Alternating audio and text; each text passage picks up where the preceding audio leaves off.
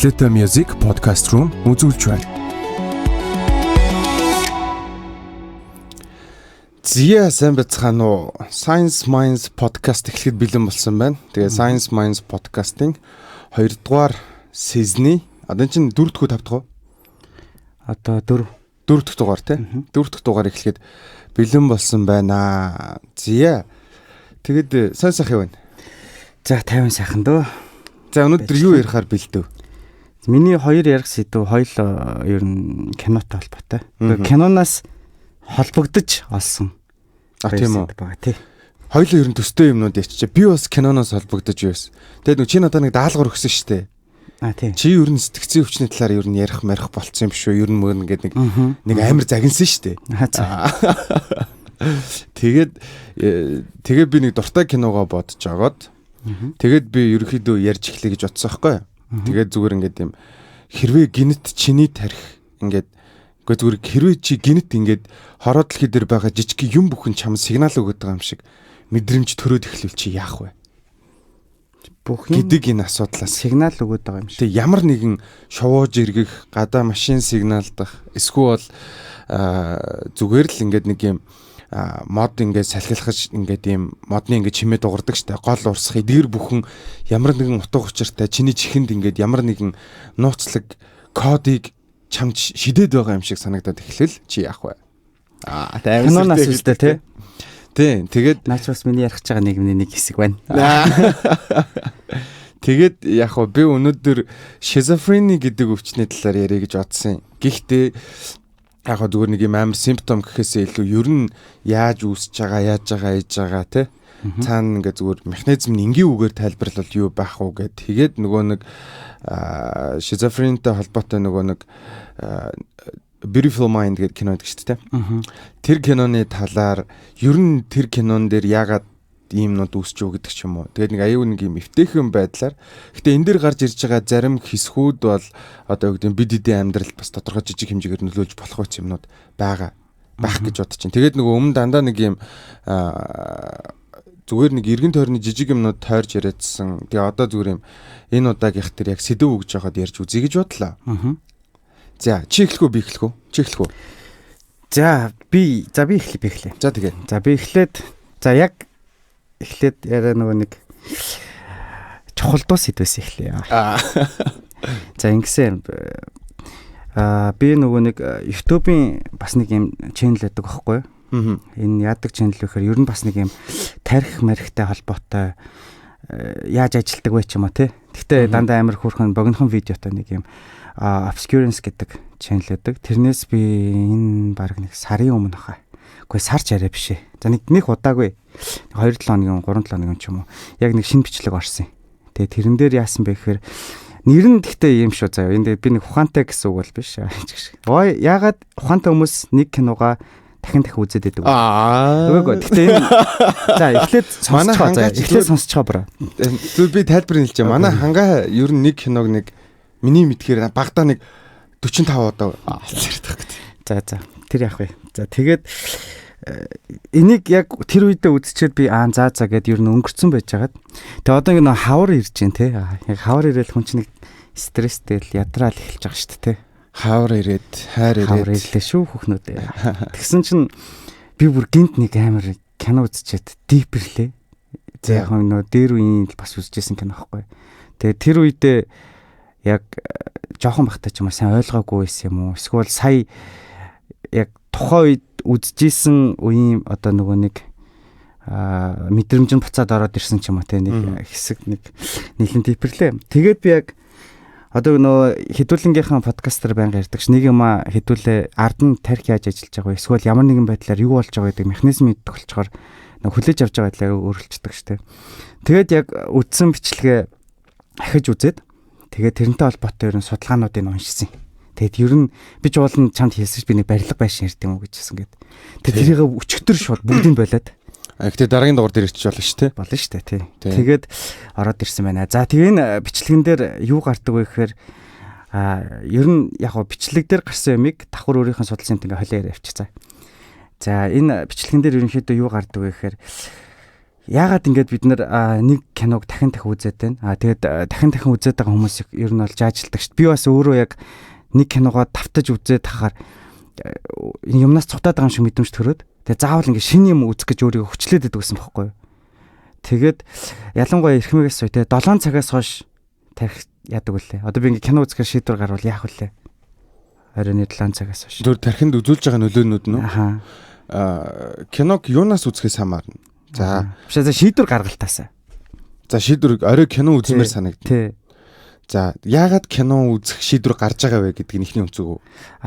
Шийдвэр гаргалт гэдэг надад асуултаа тодорхойлоод. За асуулт нь юм. За чи кино үзэж байгаа. Яг үзэхээ суудсан.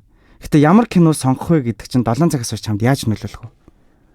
Юу гэж бодож байна? Хүч наа чи ямар сонирхолтой асуулт вэ те? За ингээ механизм бодё шууд. За 7 цагаас хойш үзэж байгаа кино. За тэгэхээр энэ дээр ихний байесуд орж ирнэ.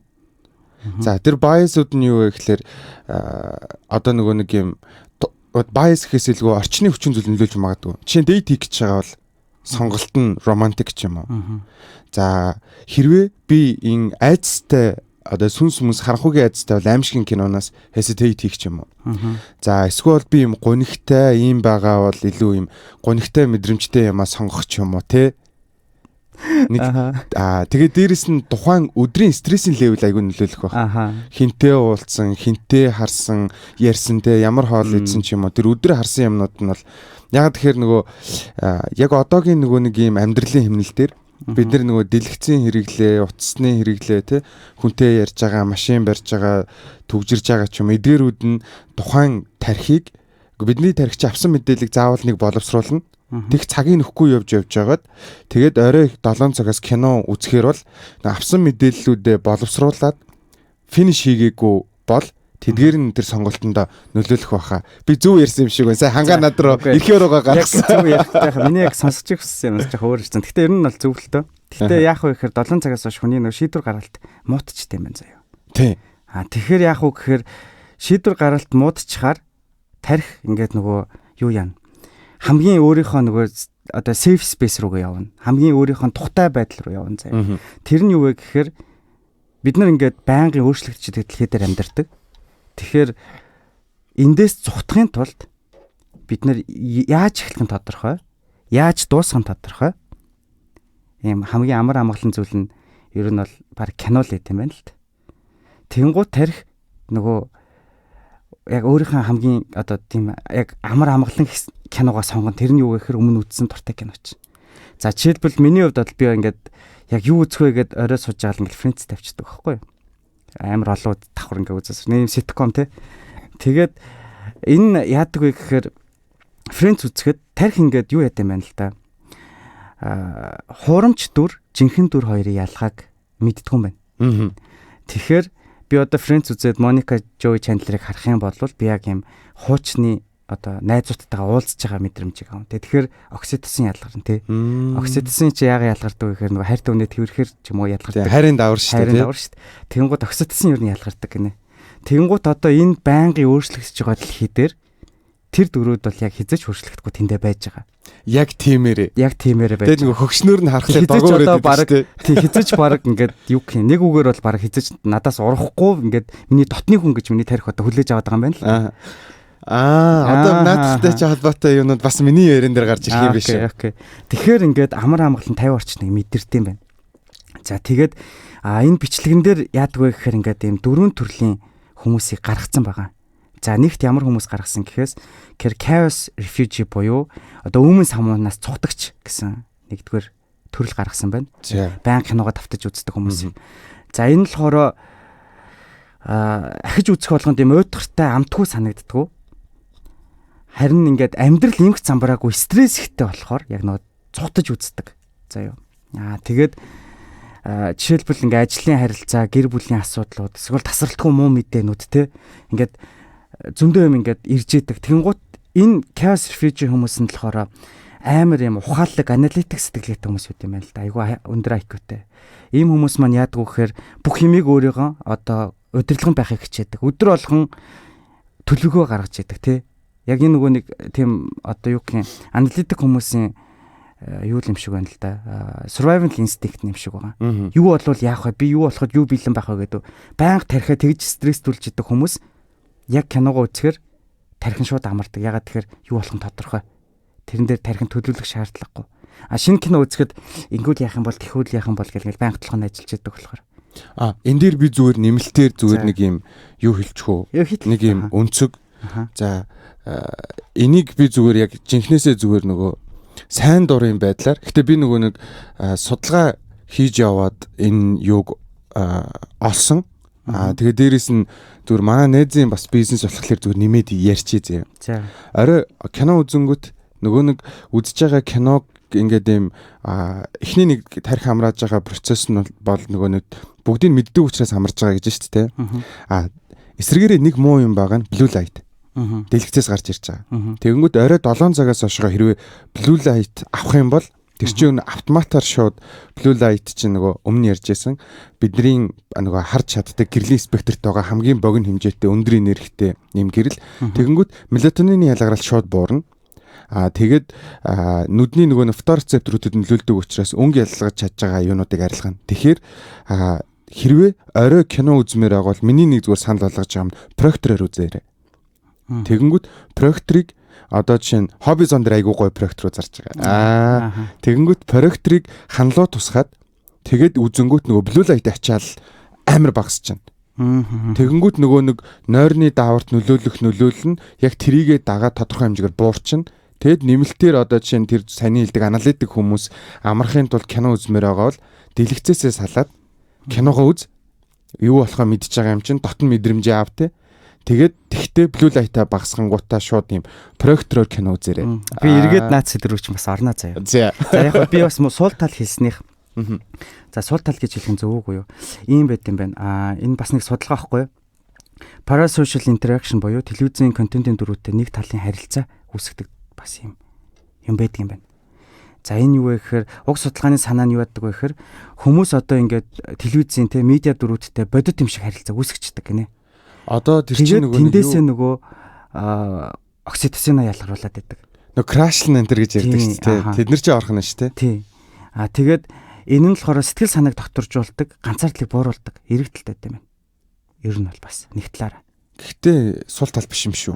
Биш яг сул тал нь яг нөгөө нэг хитрхи эндээ нөгөө нэг юм тухтай болоод ирчүүл бодит харилцаанаас цухтаад эхэлдэг гэсэн үг. ChatGPT-д өстэй байх нь шүү дээ. Тий, ер нь ChatGPT-д өстэй. Окей. Яг тэр эн чинь нэг талын харилцаа үүссэн байхгүй бас. За тэгээд бас энэ нөгөө нэгдүгээр төрлийн хүмүүс маань яадаг вэ гэхээр нөгөө uncertainty intolerance буюу тодорхойгүй бус байдлыг дэвчих тийм чаддаггүй болчдөг. Амьдралгүй байдалтай болдог тий болчдөг гэж тийм байдалтай байдаг гинэ.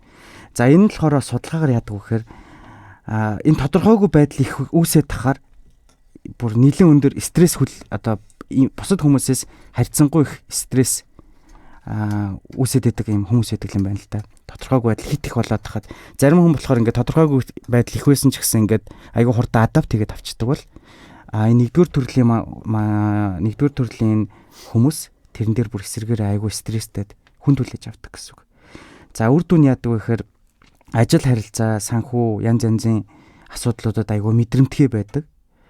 За тэгээд энэ хүмүүс маань танил контент үзэх, эсвэл бол танил киного үзэх ийм байдлаар стресс айгүй хурдан буруулдаг.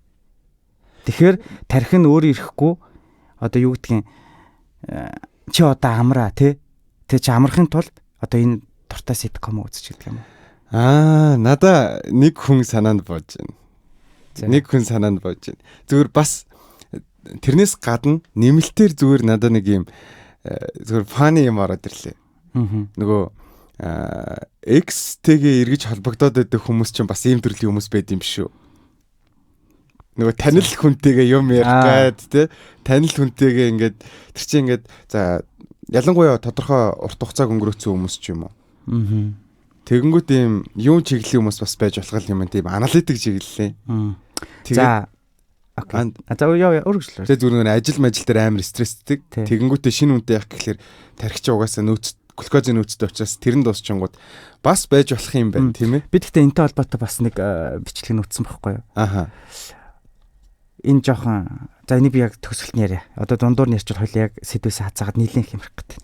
За сэтгэл хоёр дахь төрөл нь болохоор сэтгэл хөдлөлийн археологч буюу emotional archaeologist гэдэг төрлийн хүмүүс байдаг гэж энэ бичлэгэн дээр хэлсэн байна. За энэ дээр яасан гэхээр одоо нөгөө шоуг одоо тэр киногоо ахиж үзэхээр өмнөх одоо олсон өмнөх яг тэр үеийн тухайн experience те тэгээд тухайн дурсамжин сэрэгдэг. Энэ яадаг вэ гэхээр жишээлбэл одоо хин нэгэн ойр дотны хүн нас барцсан байлаа гэж бодоход тэр хүнтэй үзчихсэн киногоо үзэх нь нэг талаараа тэр хүнтэйгээ ингэж ахин холбоодохтой хоролдлого маягийн байт юм байна. За тэгээд эсвэл болвол одоо би 10 жилдтэй за цэцэрлэгт ингээд найзуудтайгаа кино үзчихсэн бол тэр киног үзчихэд ингээд хүүхчиг болчдөг ч юм араас нь. Яг тэр тухайн үеийн баг үнэр хүртэл ингээд тархинд ингээд нөө хэдүүлээ өмнө дуу сонсох тухай ярьжсэн шүү дээ. Бороонд яг тэрнтэй адилхан одоо мэдрэмж өгдөг. Тэгээд анхны болзоондоо үзсэн киногоо дараа нь үзэхээр яг анхны болзон санагддаг ч юм уу. Яг чиний яг сая ярьжсэн те. За тэгээ энэ бол ер нь бол мэдрэмж гэхээсээ илүү юм одоо юу гэх юм. Сэтгэлээ ингэж одоо тайвшруулах ч юм уу те. Эсвэл бол одоо өнгөрсөнтэйгөө холбогдох ч юм уу те. Нэг ийм төрлийн арга маягаар одоо үздэг хүмүүс гэж ярьсан байна. Энэ дээр зөв нейросайенсаар нь хальт нэг хоёрхан өгүүлбэрээр тайлбарлах юм бол амар нөгөө ой санамж memory дандаа мэдрэмж дагуулдаг. Тэгээд тэр аливаа зүйлийг нөгөө буцаагаад тэр нөгөө дуутай бас айгу төстэй орж ирж байна те. Тэгэнгүүт тэр дууг тэр юуг үзэнгүүт тэр үеийн мэдрэмжийн сэтэрж гарч ирээд тэгээд тэр мэдрэмж нь яг тэрний дараа хийж байгаа асар богино хугацааны дараа хийж байгаа үйлдэлүүд рүү мэдрэмж нь ингээд халдварлаад явдаг. Тийм болохоор нөгөө хэдүүлээс ирчихсэн ш нөгөө борон дуу сонсохоор үнэр нь амар чухал байдаг те. Үнэрээр дамжуулж. Энэ кинонд бас яг тэгдэг гинэ. Тухайн үеийнхэн баг үнэр нь хүртэл үнэртдэг. За ийм төрлийн хүмүүс байна. За 3 дахь төрлийн хүмүүс нь юу вэ гэхээр тархины ядралттай хүмүүс зэ. Cognitive bankrupt гэсэн. Нэгсэндээ нөгөө бидний ярьдаг бол стресстэй хүмүүс юм шүү дээ. За энэ хүмүүс нь болохоор яадаг вэ гэхээр одоо ингээд өдөр болгон амар олон шийдвэр гаргацсан те жишээлбэл ингээл амар олон юу өмсөхөөс ихсүүлээл ямар мэйлэнд хариу ичих хүч гэдэг юм уу те айгүй олон зүйлийн дараа тархин ядарсан хүмүүс тэгээд ингээд шинэ кино үзэх гэхээр тархин ингээ ахаад мэдээлэл боловсруулах гэдэг болохоор яг за ер нь бол тархины хувьд бол нөгөө фаст фуд болдог гинэ энэ киногоо үзэх нь за ингээд энерги зарцуулахгүй юм а хийчаа гэдэг энэтэй холбоотой бас нэг судалгаан дээр энийг болохоор mere exposure effect буюу давтагдсан зүйлд эерэг хандлага үүсгэх гэдэг юм нэг судалгааны хэсгээс олсон.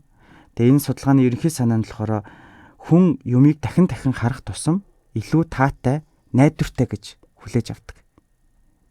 Энэ нь гэхдээ зөвхөн киноч биш, зураг байж болно бүр. Тэ? Тэгээд ер нь яг өмнөх тэр нөгөө өнгөрсөнтэй буцаж нөгөө нэг emotional archaeologist гэсэн шүү дээ. Энэ бас яг зурган дээр бас байдаг гэнэ нөгөө гэр бүлийнхаа ахуулсан багийнхан зургийг харж чадах хүн гэнэ санаа алдтал тий. Яг тухайн үеийнхэн баг дуун ард нь сонсогддог шүү дээ. Энтэй адилхан бас энэ юун дээр cognitive bankrupt дээр бас зураг бас нэг талаараа холбогддог юм бэл. Судалгаан дээр нь. За дөрөв дэх одоо төрөл нь болохоор pattern hunter буюу одоо ямар нэгэн одоо энийг юу юм бэ? Pattern hunter-ыг одоо ямар нэг юмнаас pattern хайгаад байдаг хүмүүс. За энэ хүмүүс нь яадаг вэ гэхээр надад амар таалагдсан зав. Би яг энэ дөрөвтг нь өөрийгөө байгаасаа гэж хүссэн зав. Тэгээ энэ дөрөвтг нь яадаг вэ гэхээр шинэ юмнаас зүхтахгүй харин юмыг давтаж үзэж тэндээсээ нууцлагдсан юм тэ шинэ давхаргыг ингээд улам судалдаг хүмүүс байт юм байна. Тэгээ би энийг яг өөртөө холбосон байж магадгүй гэж бодсон яадаг вэ гэхээр би ингээд кино үзчихэд үзснийхэн дараа тэр киноны зохиолчоос нь асуулаад арийнхын backstory гэл ингээд хайгаал явдаг те. Тэгээд энэ хүмүүс яадаг вэ гэхээр эхлээд үзэхдээ яг плот ойлгоол те. Хоёр дахьтаа үзэхдээ баг ингээд арын өнгө тавилт гээл гурав дахь дээрээсээ бүр ингээд зүгээр арийнхан нэг бэкграунд дээр байсан зургийг харчаад тэр зурган дээр байгаа баг хүнийхэн дүрснээс баг төгсгөлийн олж хардаг ч юм уу. Бүр ингээд нэг юм кино үздэг юм Шерлок Холмс байгаа байхгүй юу. Энэ зүгээр над дээр илэрдэг ганц нэг шинж байна. Аха. Чин би Harry Potter-ыг үзэх болгондоо шин юм алдаг. Гэхдээ нөгөө нэг төрөнийх шиг ард нь байгаа зураг мөргийг хайж олдог молдог гэхээсээ илүүтэйгээр яг нөгөө нэг хоорондын холбоо хамарлыг хамгийн хайж үздэг үзчихсэн кино олон дахин үзчихсэн гэхэлэр нөгөө Game of Thrones тэгээд ардаас нь нөгөө юг House of Dragon энэ хоёр дээр би тэгж яг бүр за энэ хэсэг нь эн чинь энэ дээр гэж ингэж үзчихсэн. Тэрнээс яг нөгөө нэг юм зохиолчийнх нь яасан юм гэдэг юм нэг тэгж хайж үзэж байгаагүй юм байна. Би үзсний өнөөдөр ярих гэж байгаа юм биш. Гэтэ нэг л кинон дээр. Тэгэхээр нэг тодорхой хэмжээний жижиг нэг 10% нөгөө бас байна те. Байна. За тэгээд за ингээ ийм дөрвөн төрлийн хүмүүс байна. Гэхдээ ингээ нийтдээ бас нөгөө дахин үзхийн сайн ба сөрөг талыг давхар хэлсэн байгаа. Уус энэ баланс болдог шүү дээ. За сайн тал нь юу гэхээр тархин амраадаг. Энэ бол нэг талаараа сэтгэл санааг тогтоодог эмчилгээний арга гэж үзэж байгаа. Сөрөг тал нь явах гэхээр нөгөө шинэ контентоос зайлсхийгээд өөрийгөө хөгжүүлэхээс юу нь бас болтоод идэг төрөл байна. За тэгээд өөрийгөө одоо энэ төрлийн хүмүүсийг тэг хүмүүс одоо энийг сонсчод би аль нь вэ гэдгээр нь бас бодоод үгэл хийдэг юм байна л да. За тэгээд би нөгөө сайн нэг юм ярих гэж хоёлоо за амар юу тэнэд явчихна гэдгсэн шүү дээ. Тэрэн дээр би яг ийм бичлэг үзсэн байхгүй нөгөө одоо энэ сөрөг тал нь шүү дээ. Нөгөө өөрийгөө хөгжүүлэхээс болтдог хүн.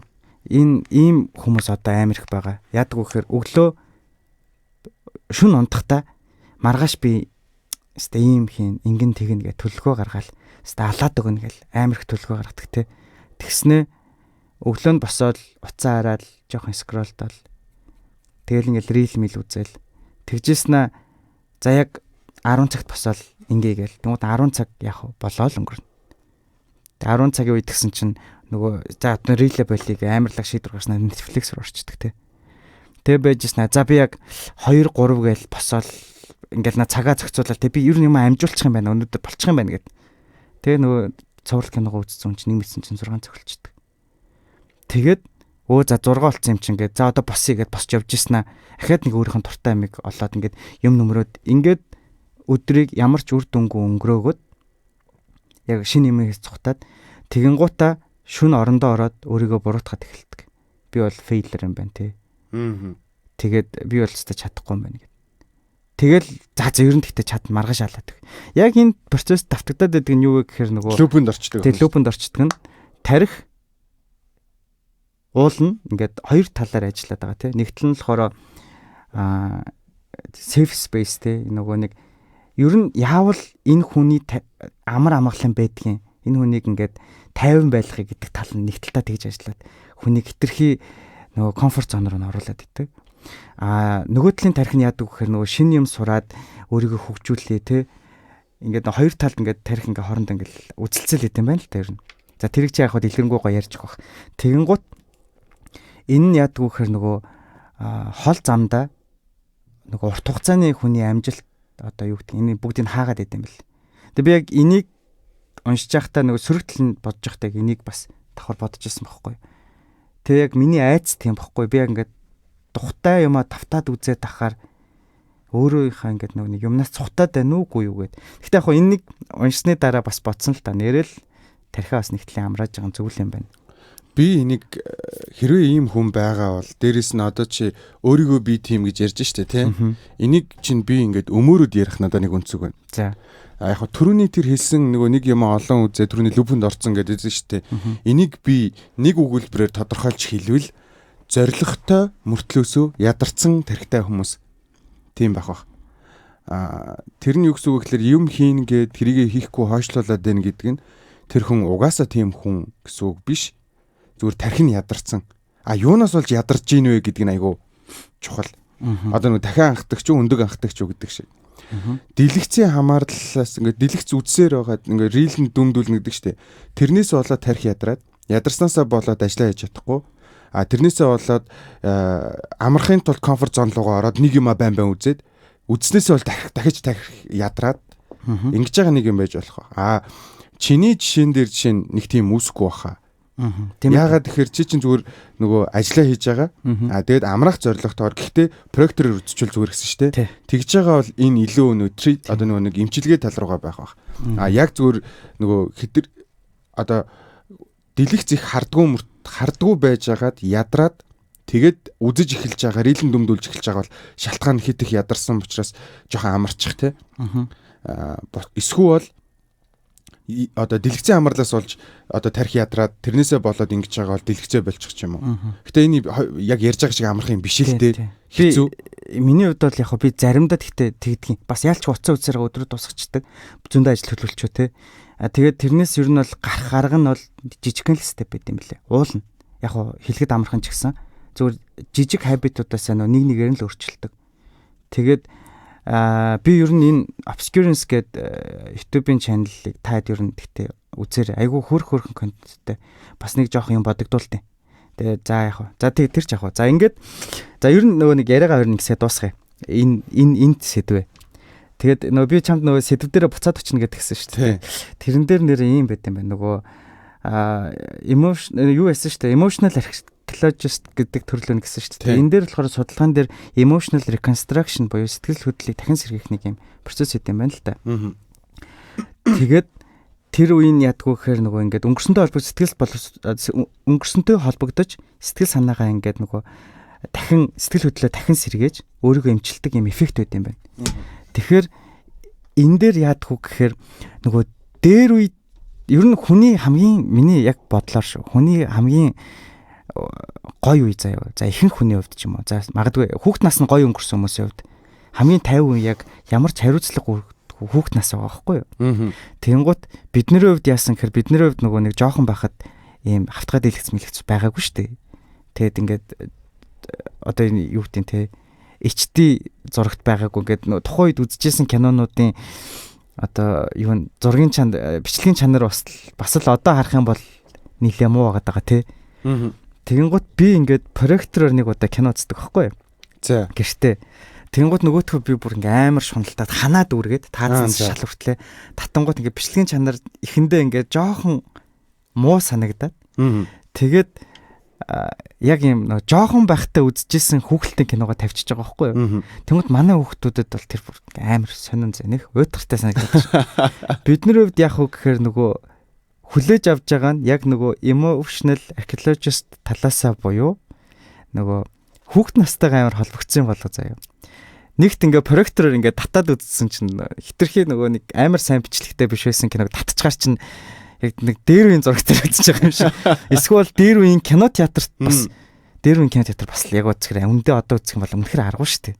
Яг нэг тийм мэдрэмж өгөөд тэгээд дээр нь тухайн хүүхдэд байхдаа үзсэн киногоо үзээд тэгэнгუთ ингээд бүгд ингээд тавцаад яг кино үзэж байхдаа би бүр яг өөрийгөө амар хүүхэд болсон юм шиг мэдрээд тэг ингээд яагаад киног ингээд олуулаа үздэг вэ гэхээр нөгөө нэг эмоциг нөгөө нэг юу яадаг шүү дээ. Фьюл хийдэг те нөгөө илүү хүчтэй болгодог.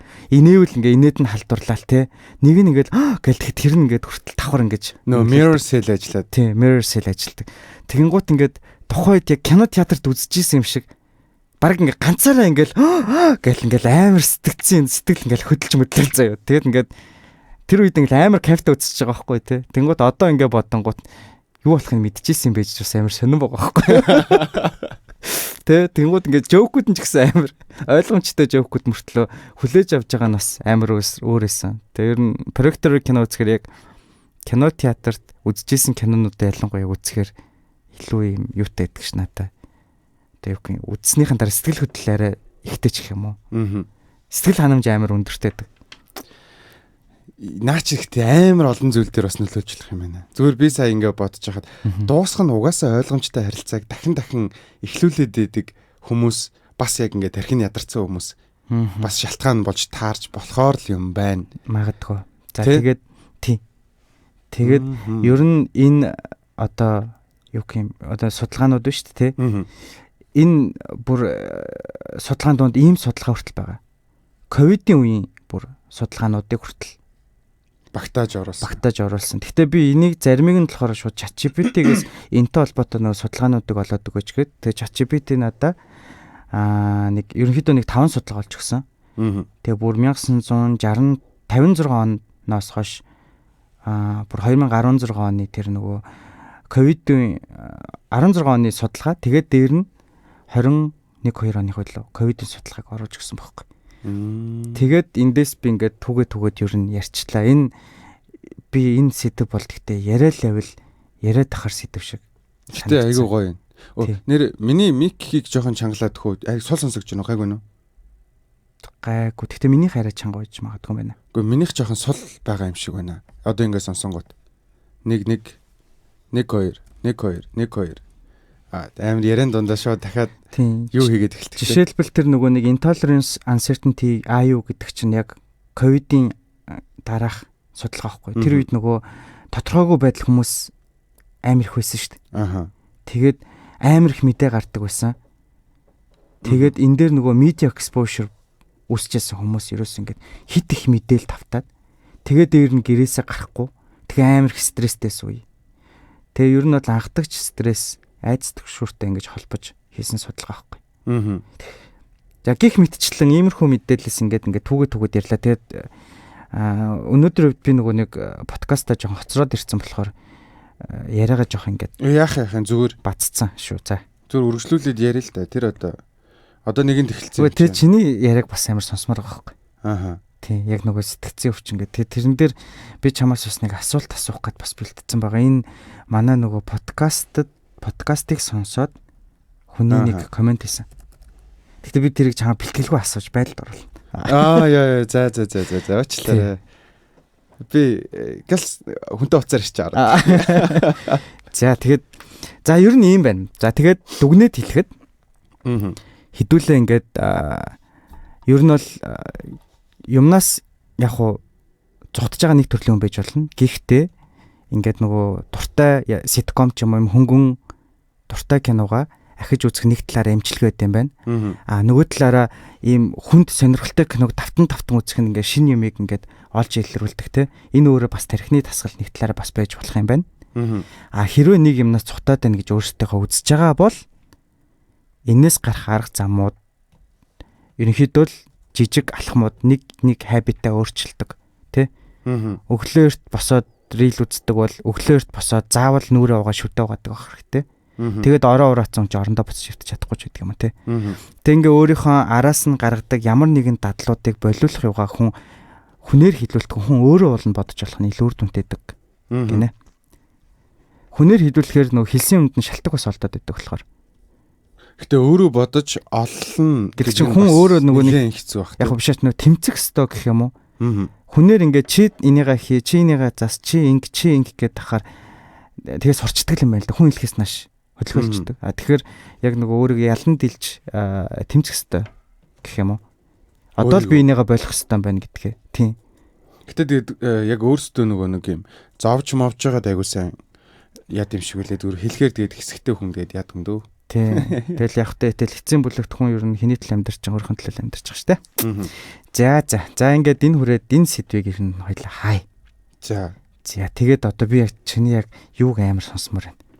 Сэтгцийн өвчний талаар. За нөгөө асуулттай сэдв шиг.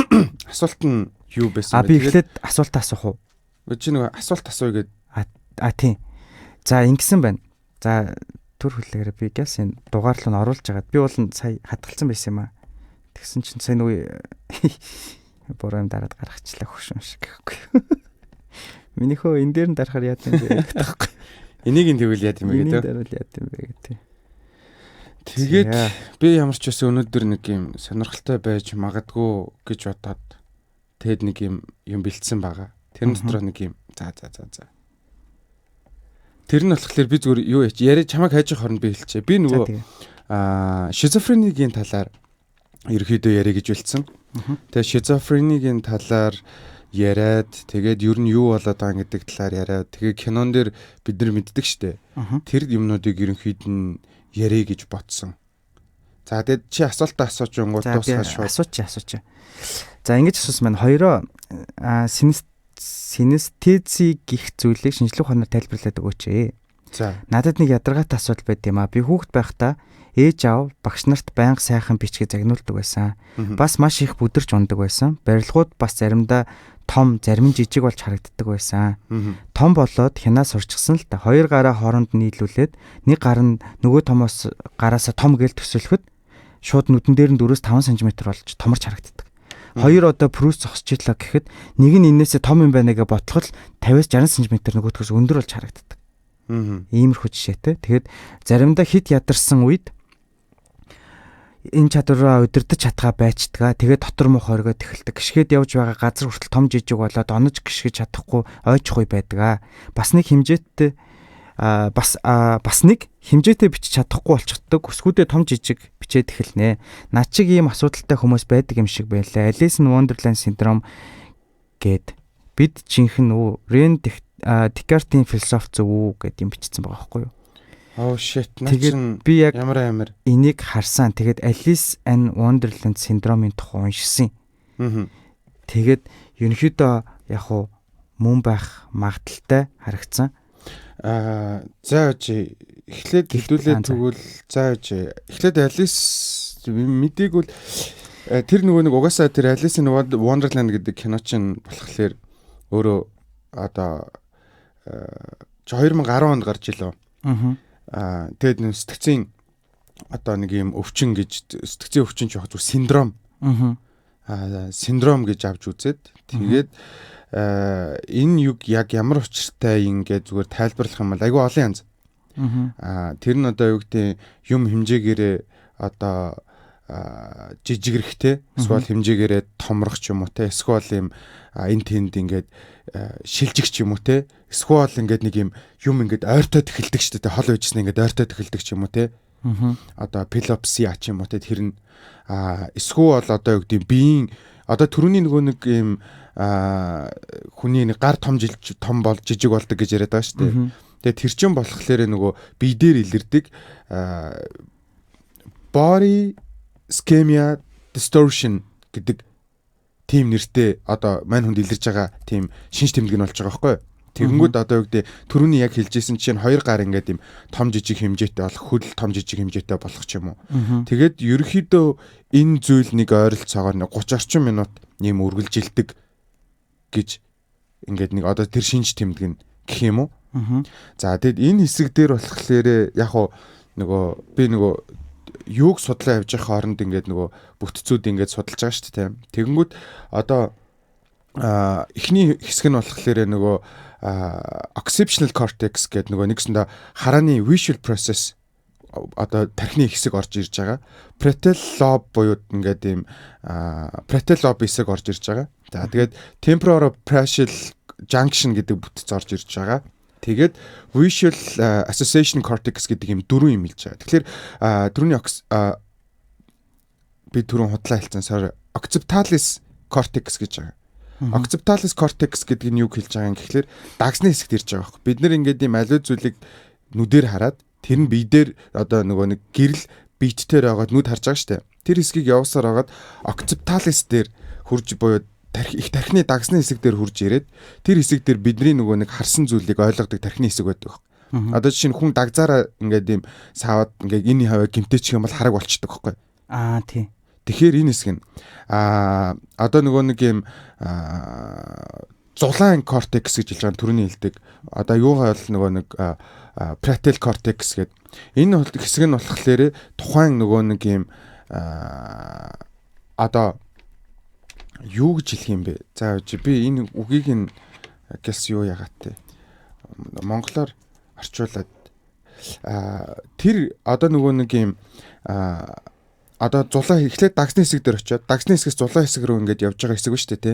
Энэ хэсэг болохоор юуг ойлгодог вэ гэхэлэр нөгөө биеийн бүтцүүдийн нөгөө нэг хооронд одоо биеийн одоо нөгөө нэг хоорондын одоо биеийн бүтцүүдийн хоорондын харилцаа ч юм уу те. Дээрээс нь одоо чинь энэ одоо ширээ надаас ийм хол зайтай байна гэдэг энэ одоо хоорондын distance-ийг ингэж хэмждэг. Одоо энэ орон зайд одоо чинь энэ микрофон хаана байгаа чи надаас хэр хоол хаана байгаа гэдэг хэсгийг хариуцдаг хэсэг нь одоо орон зай баримжаа юм байна шүү дээ.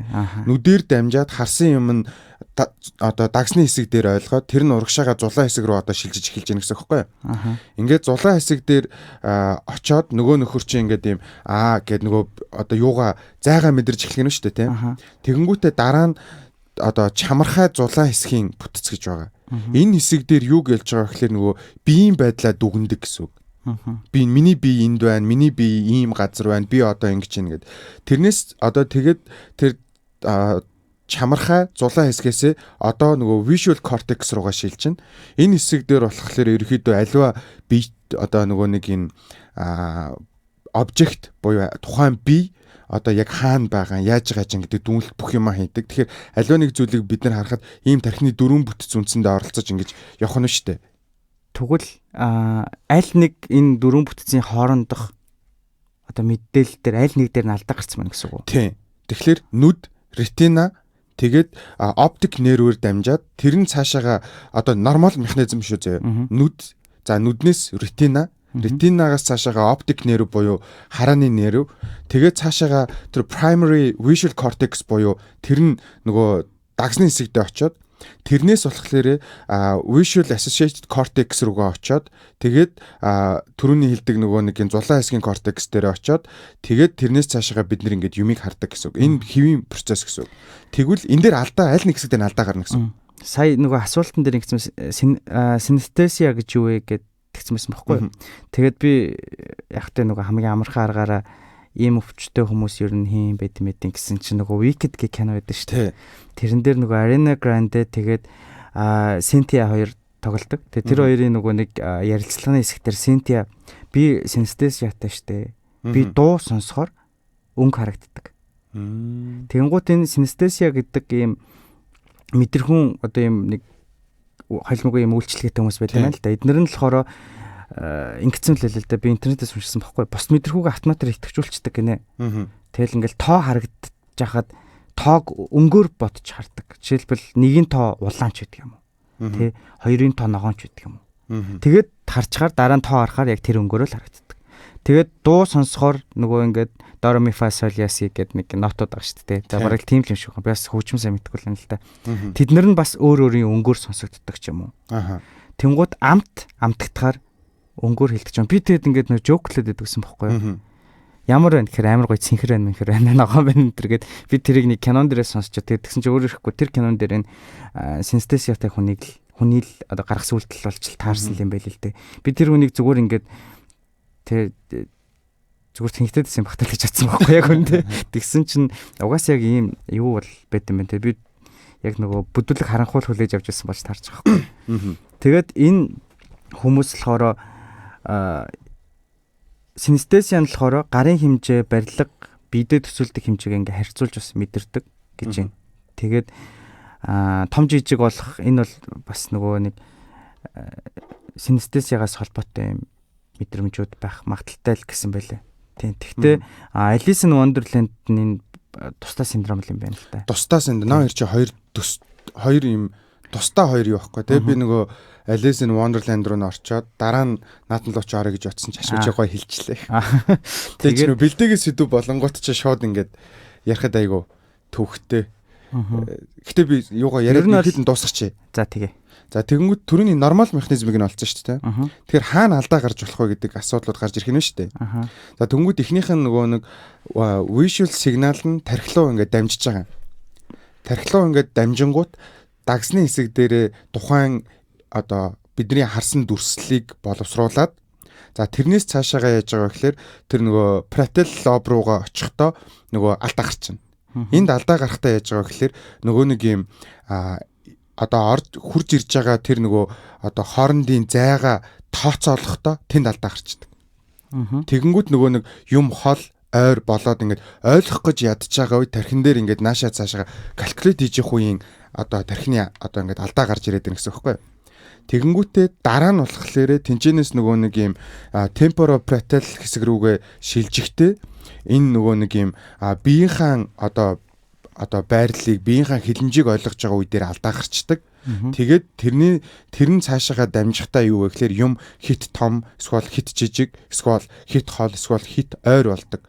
Ийм юутай. Гэтэ ийм юм ихэвчлэн зүгээр хамгийн ихэвчлэн ингээд ийм тохиолддог шалтгаанууд нь гэх юм бол ер нь бол нөгөө мигрэний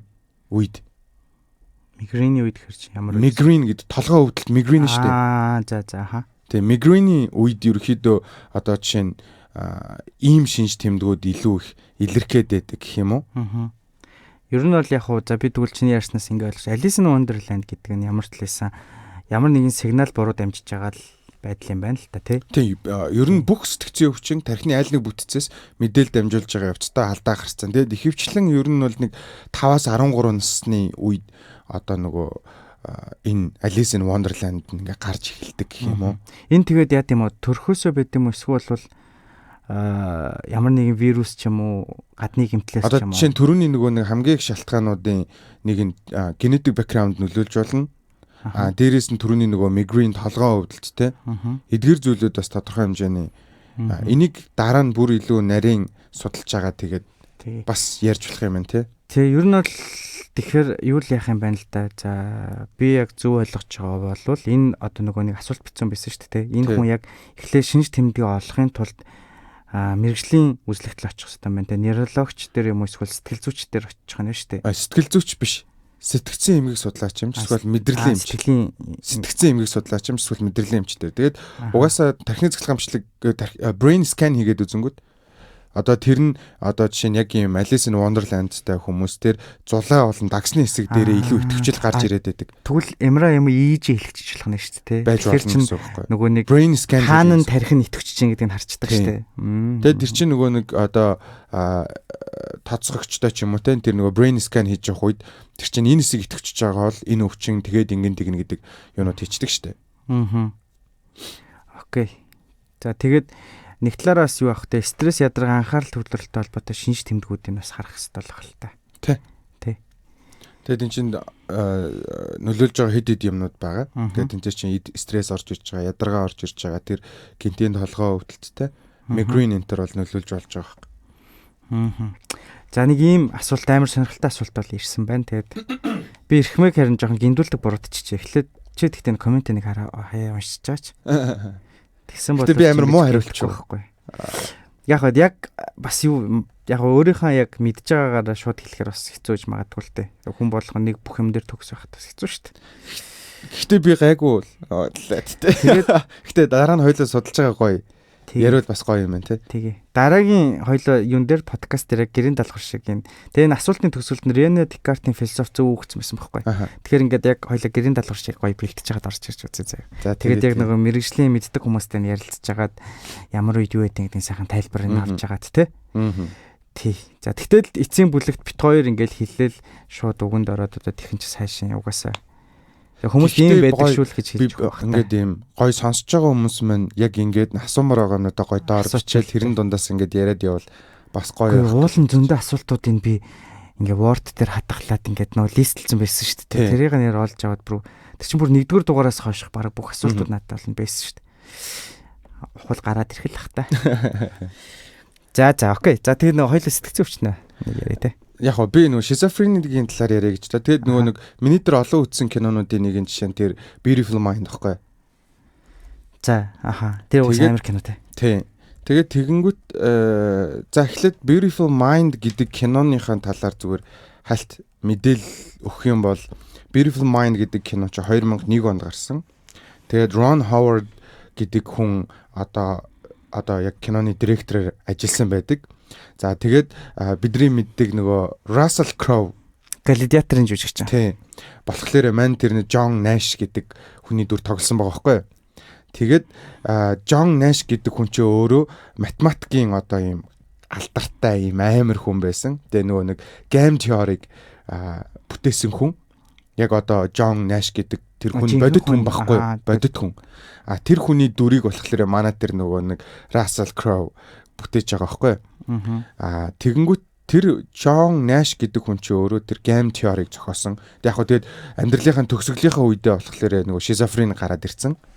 Тэгээд энэ кино чинь өөрөө нэгт 4 Academy Award авсан ийм амар алдартай кино байхгүй.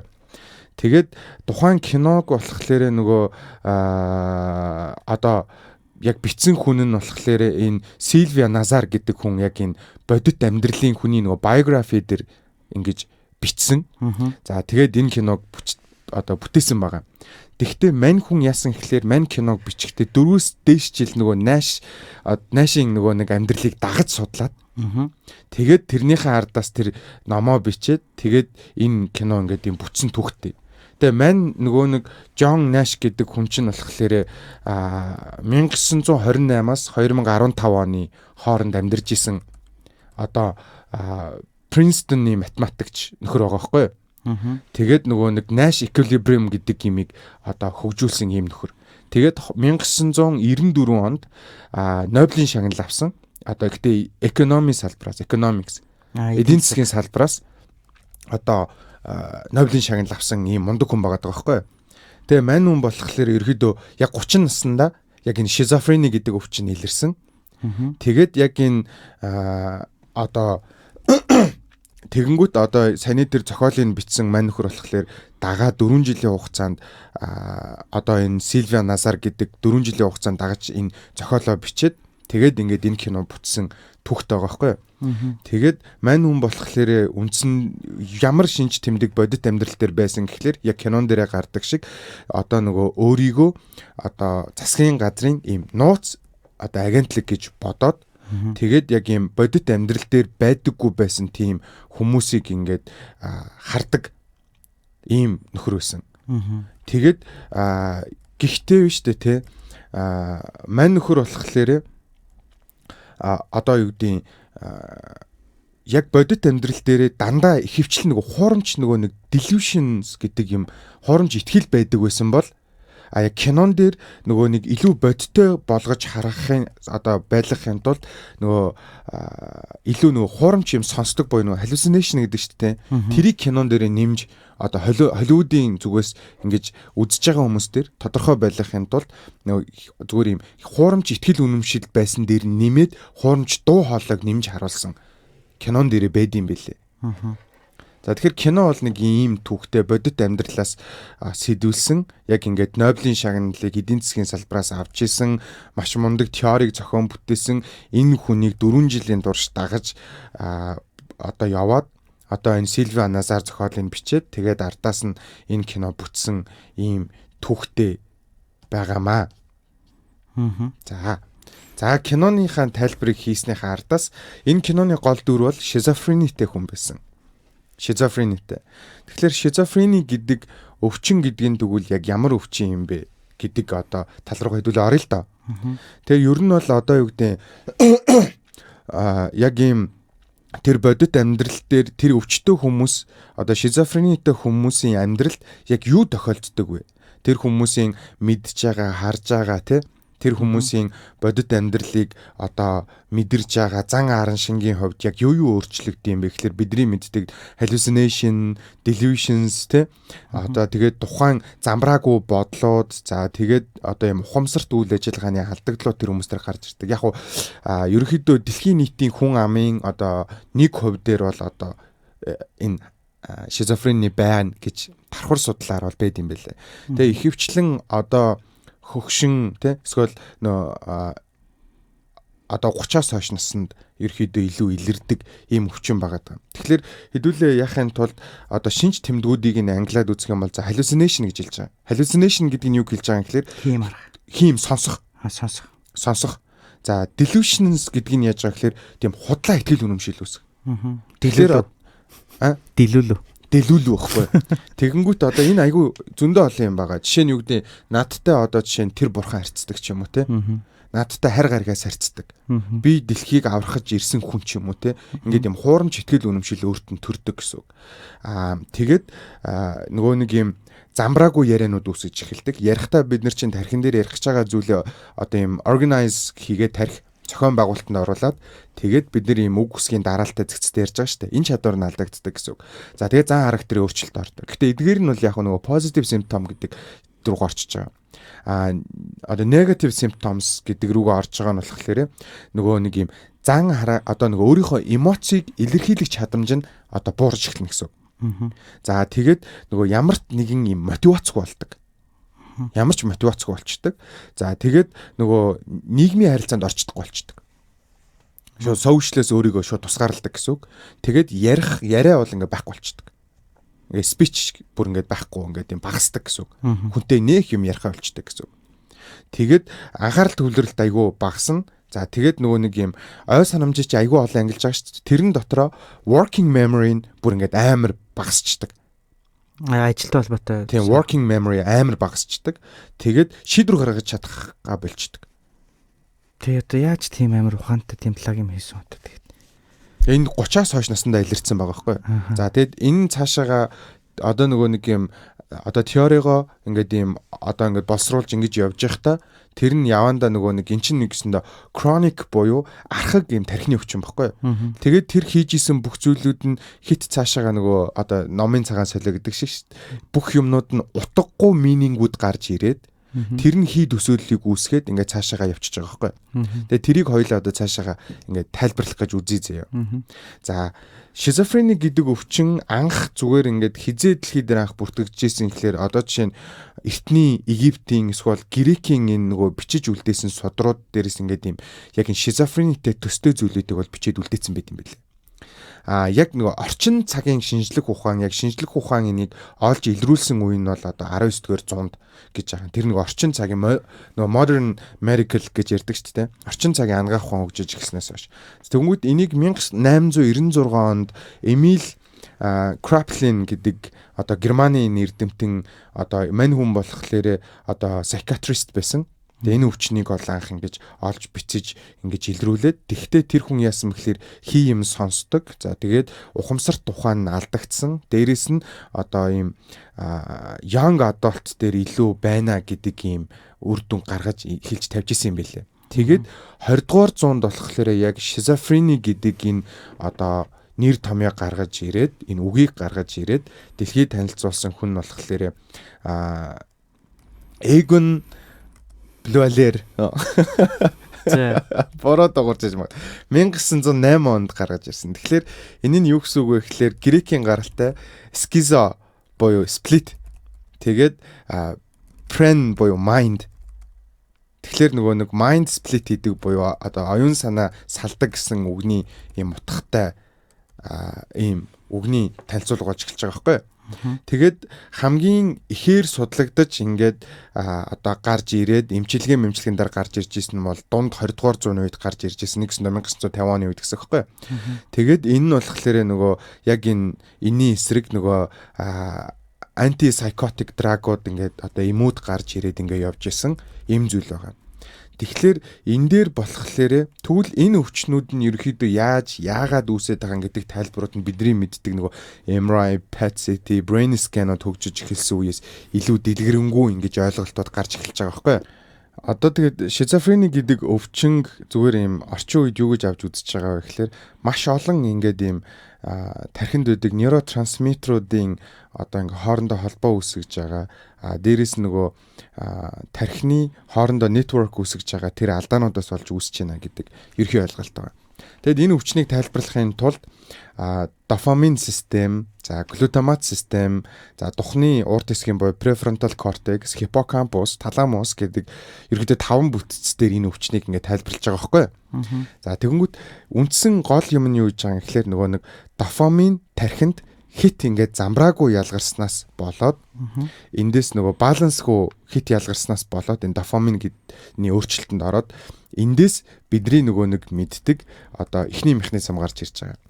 Тэгээд эхний механизмын хувьд аваад үзэх юм бол бидний нөгөө mesolimbic pathway гэдэг нэг хэсэг орж ирнэ. Энэ нь болохоор одоо чинь түрүүний хэлдэг positive symptoms гэдээ ярьж байсан шүү дээ. Hallucination үүсэл, хий юм сонсоол, хий итгэл найдвар үүсэл ингэ явж байгаа шүү дээ. Эдгээрүүд нь яг яаж үүсэж байгаа гэдэг нэг юм тайлбарууд орж ирж байгаа. За тэгээд цаашаага дэлгэрэнгүй ингээд ярин заяа. За тэгэхээр бидний хамгийн ихний нөгөө нэг ойлгож байгаа одоо тайлбарлах гэж байгаа дофамин гэдэг хэсэг өөрөө одоо бид нар чинь нөгөө мотиватор гормонуудыг ингэж өгж байгаа шүү дээ. Тэгэнгүүт энэ айгүй сонин заяа. За одоо ингээд ийм гой ингээд ийм тоо бодлоо. Та одоо ингээд кинотойгоо холбоо заяа. За чи ингээд нэг ямар нэгэн тоо бодлоо. Тоо бодоо явж байгаад үр дүнг нь ингээд чи гаргах юм бол аж аргалын даавар нэгт ялгарнаа да.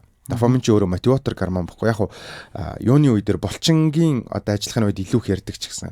Тэгээ чи нэг solution ингээд одоо ямар нэгэн математикийн ингээд тоо бодоод үр дүнг нь гаргаад хариуг нь гаргангууд энэ 5 гэд хариуг нь гаргангууд чамд ингээд гоё дофамин ялгарх нь шүү дээ. Гэхдээ хит их ялгарснаас болоод илүү их ямар нэгэн юмыг ингээд мэдрээд байгаа юм шиг мэдрэмж төрнө. Тэгэнгүүт одоо ингээд ном уншаад номыг ингээ уншаа явж байгаа хооронд ингээ гой ингээ тийм утга агуулгуудыг ойлгоол те ингээ номноос шинэ ертөнцид нэг явж байгаа нь штэ. Энэ үед дофамин ялгарна. Гэхдээ хит их дофамин ялгараад асуудал үүсгээд эхлэхээр энэ нь тэр дотроос нэмэлт утга хайгаад эхэлнэ гэсэн үг. Тэгэнгүүт тэрэн дотор ямар нэгэн байдлаар ингээд ийм одоо нэг ийм нууц мэдээ тэрэн дотор байгаа юм шиг санагдал тий. Эсвэл ингээ баахан тоонууд дундаас ингээ нэг тоон өөр харагдаад тэрэн дотор ингээд одоо жишээ нь тухайн улсын тагнуулын ч юм уу гадаадын тагнуулын нууц мэдээ тэрэн дотор явж байгаа юм шиг санагдаад тэгээд тэрийг нь хайж олох гэж байгаа нь яг ном уншиж хахад хит их дофамин ялгараад тэгээд хит их мотивац аваад байна гэсэн. Бараг л нөгөө нэг өөрөө юу яагаад тахна шүү дээ. Нөгөө хуйлдааны онол үүсгээд яваад байгаа нөхөр болж таарж байгаа байхгүй юу? Тэр угаасаа тэгтээ амар кино те нөгөө юу яадаг шүү дээ. Нууц байгуул одоо спойлерчд гайгүй л үү те. Тэг гайгүй байх. Нөгөө нууц байгууллагатай ажиллаад байна гэдгсэн чинь байсан бүх хүмүүс нь байгаагүй те. Тэгээ дээр нь төгсгөлт нь яадаг үлээ тэр чинь яаж мэддэг үлээ. Нөгөө хүмүүс нь яадаг үлээ хөшөрдгөө л.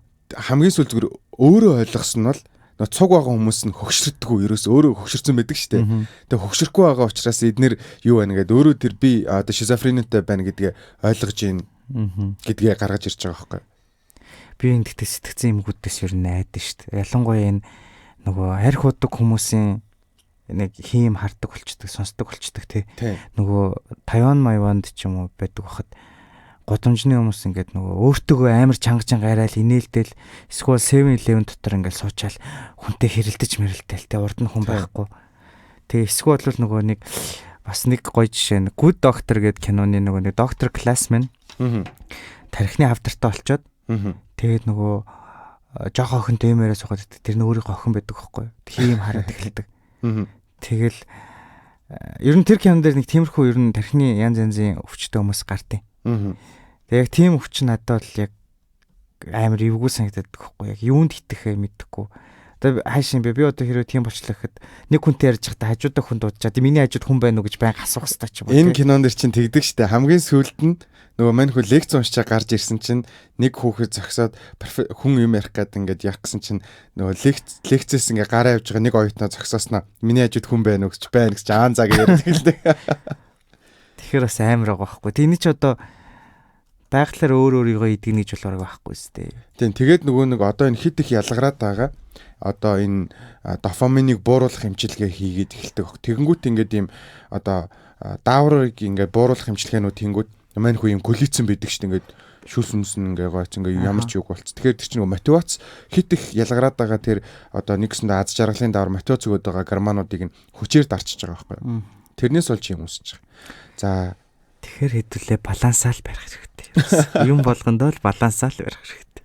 Нэг юм ихтгэл юм бол хор шүү ер нь бол. Тийм байх юм хэмжээнээс ихтүүл хор багдуул хор гэж. Тий. За тэгэхээр чи алхахгүй байх ёстой гэж үзвэл яах юм.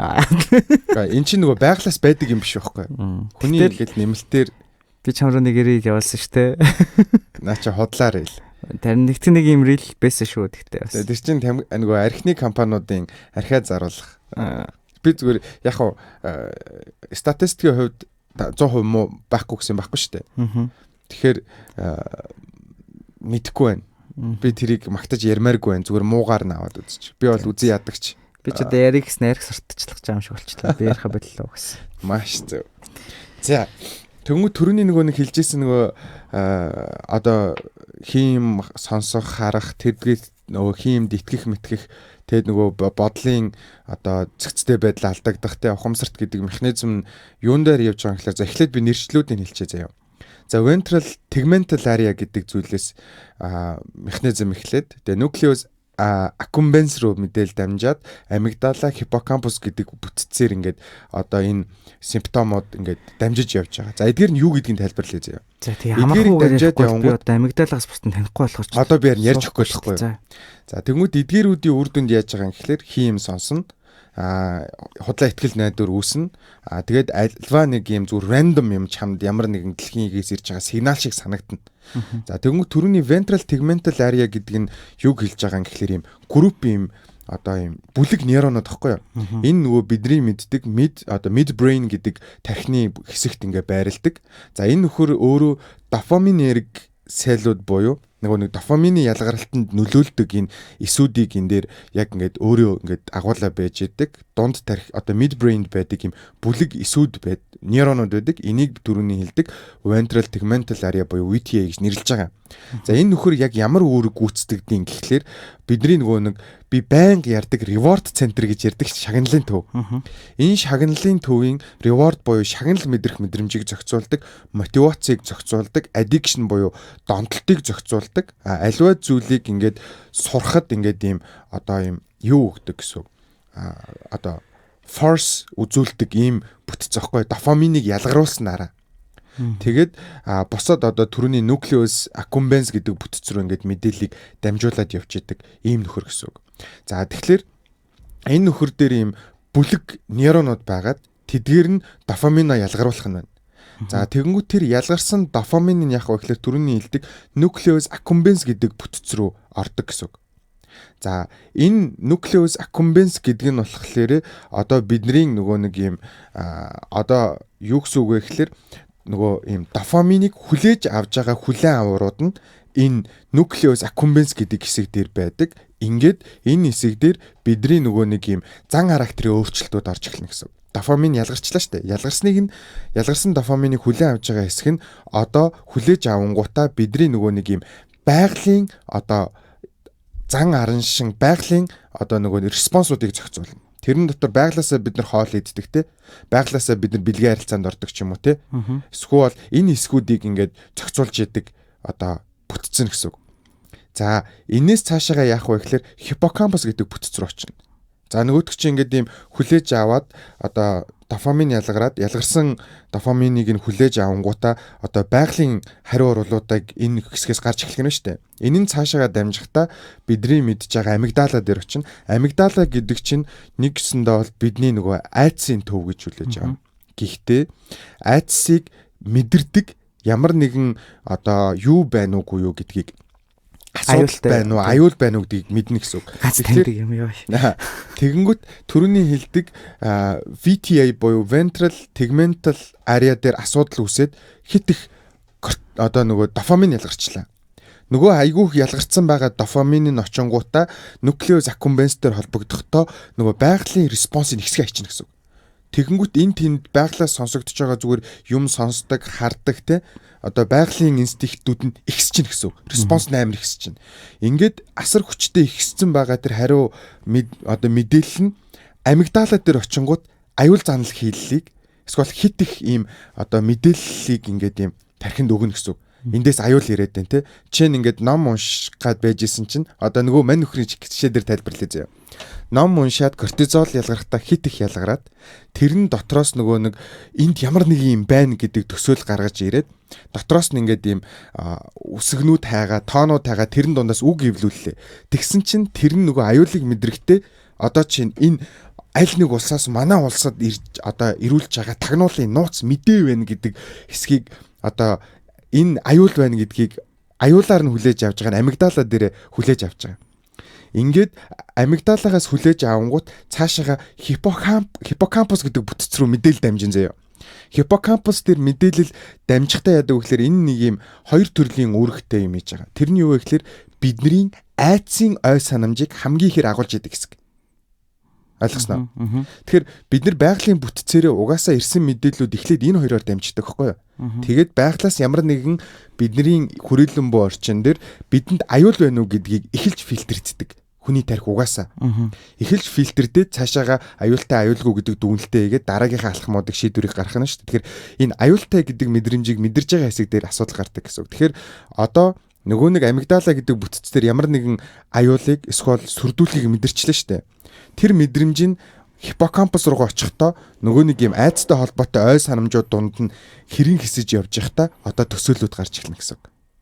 Тэгэнгүүт одоо чинь хоёлоо нэг кино үзчихсэн байл та. Нууц мэдээг тэр мань хүн өөрийнхөө ой санамжийн дундаас одоо нууц одоо нэг бахан код олчлоо штэ. Тэр нууц код яад ингэнгүүт бидний одоо үздэг юм одоо акшн кинон дээр нууц алба байдаг те. Нууц алба дээр ингээд юм нууц мэдээллүүд явдаг. Тэр нь ингээд юм улс орныг сөнөөдөг террористийн мэдээллүүд байдаг те. ч юм уу те. Эсвэл одоо юу гэдэг ямар нэгэн цөмийн бөмбөгийн нууц юм одоо код байна ч юм уу те. Эсвэл ийм аль нэг газрыг бөмбөгдөх гэж байгаа код байна гэдэг юмнууд нь кинон дээр бид нар байдаг штэ. Тэрийг нууц албаар явдаг. Тэнд нэг нууц албаны нэг хүн байдаг, нэг код тайлдаг. Тэгээ тэрийг нууц мэдээлэлээ ийм бидний хинч мэдэгдэхгүй газар дор байгаа нэг оффист бахан компьютертэй хүмүүс суугаад тэдгээр нь чамд итгэж даалгавар өгдөг. Энд одоо нөгөө төсөөллүүд нь гарч эхэлж байгаа байхгүй. Нөгөө хиппокампус дээр нөгөө айцтай холбоотой ой санамжууд энд богино айцаас гадна богино урт хугацааны ой санамжууд энд байрлана. Одоо авсан нөгөө нэг савлцсан байгаа дофаминын савлаад тэрийг нь хүлээж аваад айц гэж мэдрээд тэр мэдсэн айцууд нь одоо ой санамжтай холбогдоод бидний төсөөлөлд гарч ирж хин юм сонсож байгаа, хин юм харж байгаа хэсгүүд нь бидний нөгөө амьдралд байсан урт дунд хугацааны урт богино дунд хугацааны ой санамжууд дээр баяжаад нууц мэдээлэл аюул олсон хит гаднаас ирж байгаа нууц тохиог мэдэрлээ энэ нь одоо бийжээд өөрөө нууц эйжент болоод өөртөө хүн холбогдоод яг кинонд дэрдэгдэг шүү дээ. Нууц эйжент өөртөө холбогдоод тэрийг нь дагуулж аваад нууц офис дээр аваачаад тэнд нь ажиллаад тэгээ нууц мэдээллүүдийг ийшээ тийш явуулаад байдаг шүү дээ. Яг үндэ нөгөөх нь хов хоосон байшин гэдэг нэг юм эвдэрхий балгас малгас байдаг шүү дээ. Тэгэхээр энэ хэсэг дээр ерөөхдөө ийм асуудал гараад тайлбар нь бол аюулыг мэдэрдэг тархины анхны primary process дээр асуудал гарчиж байгаа учраас энэ юм үүсэж байгаа гэсэн. Надад тэгтээ нэг л юм батагдлаа. Одоо энэ кино гэхэд үзэх юм бол яг нөгөө нэг яг Шерлок Холмстой нь шүү дээ. Яг нөгөө нэг байгаа бүх юмнуудыг анализ хийгээл тий. За одоо дараагийнхан заяа. Төрөний нөгөө нэг юм negative symptom гэж ярьсан шүү дээ. Шийдвэр гаргалт буурдаг тий. Одоо мотивашн буурдаг ч юм уу те эмоушнл зохицуулж чадхаа болдог одоо ухамсар шийдвэр гаргаж чадахгүй. За тэгэнгүүт нөгөө хүн чинь нөгөө асар их дофамин ялгараад амар хүчтэй мэдээлүүд тарих боловсруулаад эхэлж штэ те. Тэгэнгүүт нөгөө тарих чинь хүчтэй даавраасаа болж хэд их ядраад тэгээд замбраагүй бодлууд их гарч ирэхлээр нөгөө шийдвэр гаргах алдагдaltaа орж эхэлдэг гэсэн. Энэ бид нөгөө нэг одоо юу гэдгийг дэлгэц их үзээ тархиа ядраагаад эсвэл хит их ажиллаад цайны цагийн ардаас олон сонголттой ланчын этикет ресторан руу оронгууд сонголт хийж чаддгүйтэй ерөөдөө төстэй. Гэхдээ тэр хит дахин хүчжүүлсэн механизм баггүй. Тэгээд хит их нөгөө дофамин ялгараад тэгээд тэрнээсээ болоод хит тарих идэвчж байгаа учраас ерөнхийдөө одоо гаргаж байгаа тэр зүйл рүү төвлөрөхөөс бусад одоо анхаарал төвлөрөлтүүд за мотивацуудаа гаргах, сэтгэл хөдлөлүүдээ гаргах, шийдвэр гаргах чадваруудаа тэр чихний ерөөхдөө алдаад эхэлдэг гэсэн үг болж таарч байгаа. Зя энэ ингээд ихний нэг процесс нь заяа. Амар ядаргаатай байна уу? Би цаашаа ярих болох уу? Үгүй чи жоохон юу ачаа. Их ингээд нэг л процесс нь л юм их юм уу?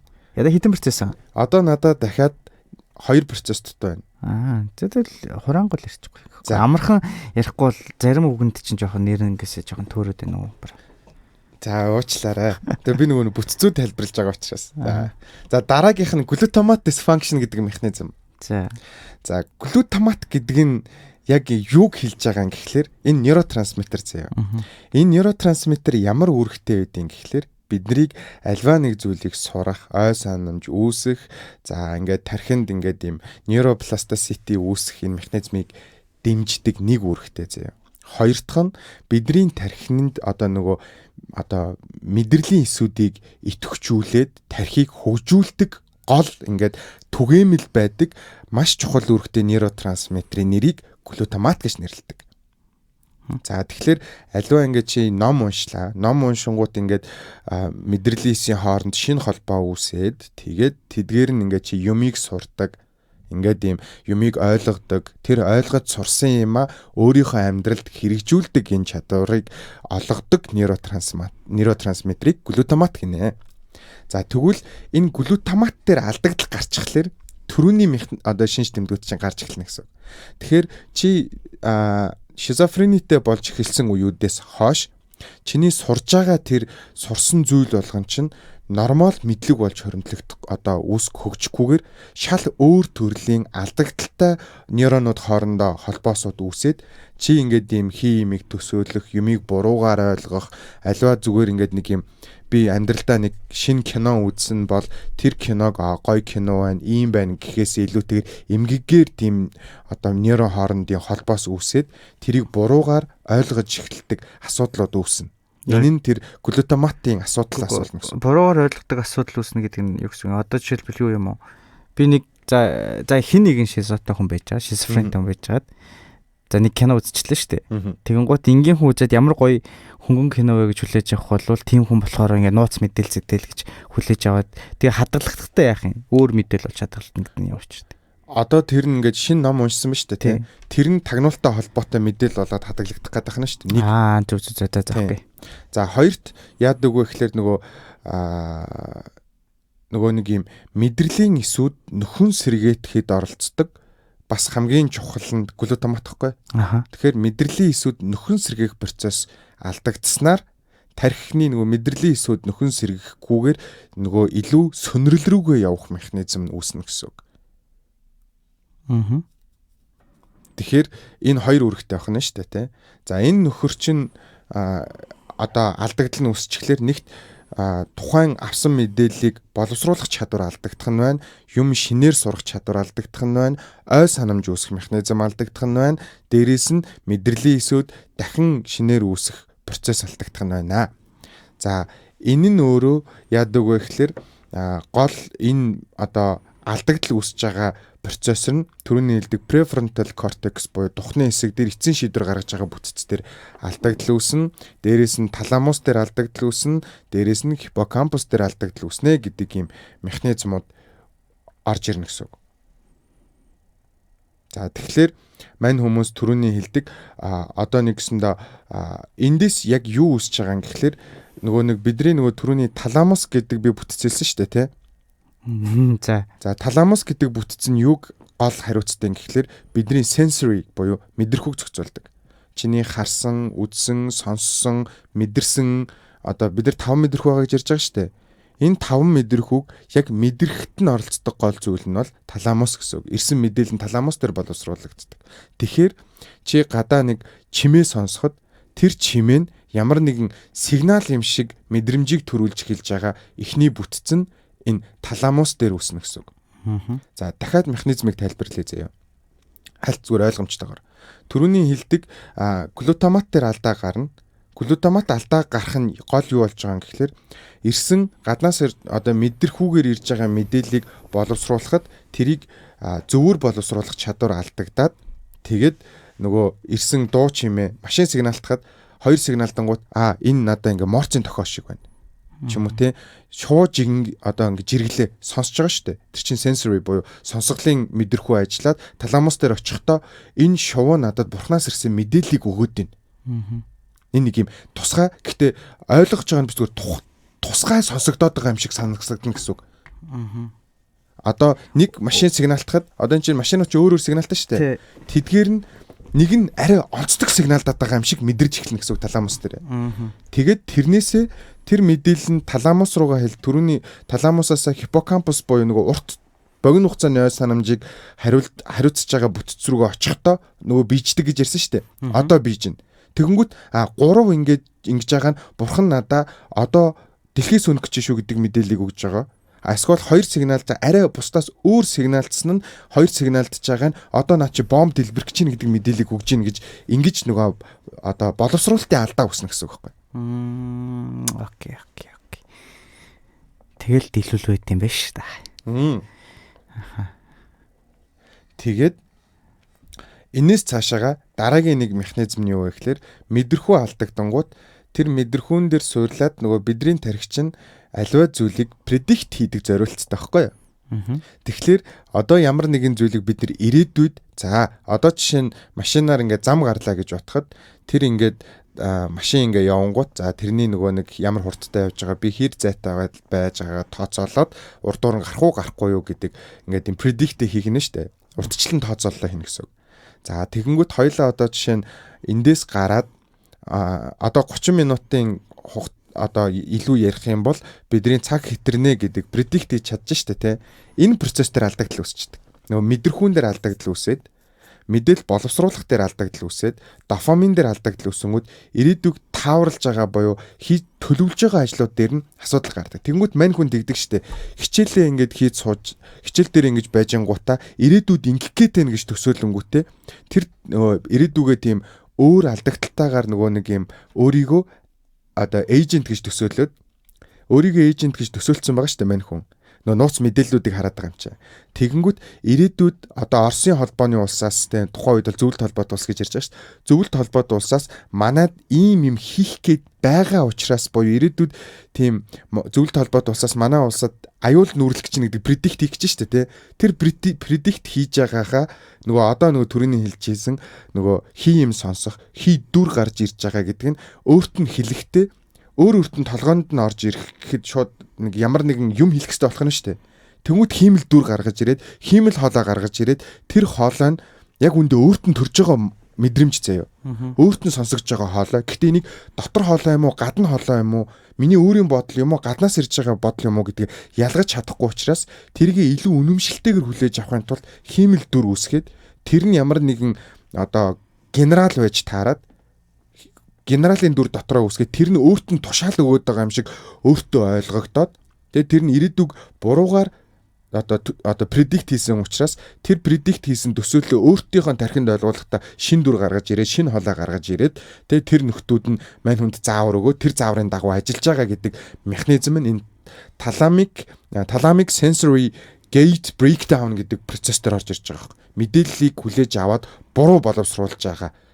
Эндээ нөгөө нэг дөрүүд нь гарч ирээд төрөний нөгөө хиппокампус дээр ой санамжид дээр тулгуурлаад надад даалгавар өөрт нь нэг юм сонсогдоод байгаа шүү дээ. Хий хоолой. Гэхдээ кинон дээр тэр хүнд даалгавар өгж байгаа зүйл нь одоо мань хүн чинь нөгөө дайнтай холбоотой юм төсөөлж исэн учраас дайнтай холбоотой зүйлийг генерал өгдөг. Гингүүд генерал гаргаад ирж байгаа. Тэр генерал гэдэг нөхөр нь өөрт нь зөвлөгөө өгдөг. Гингүүд одоо жишээ нь тэр найз байна те. Тэр нь өөрөө нэг эмхтэй нэг юм жоохон охин байна те.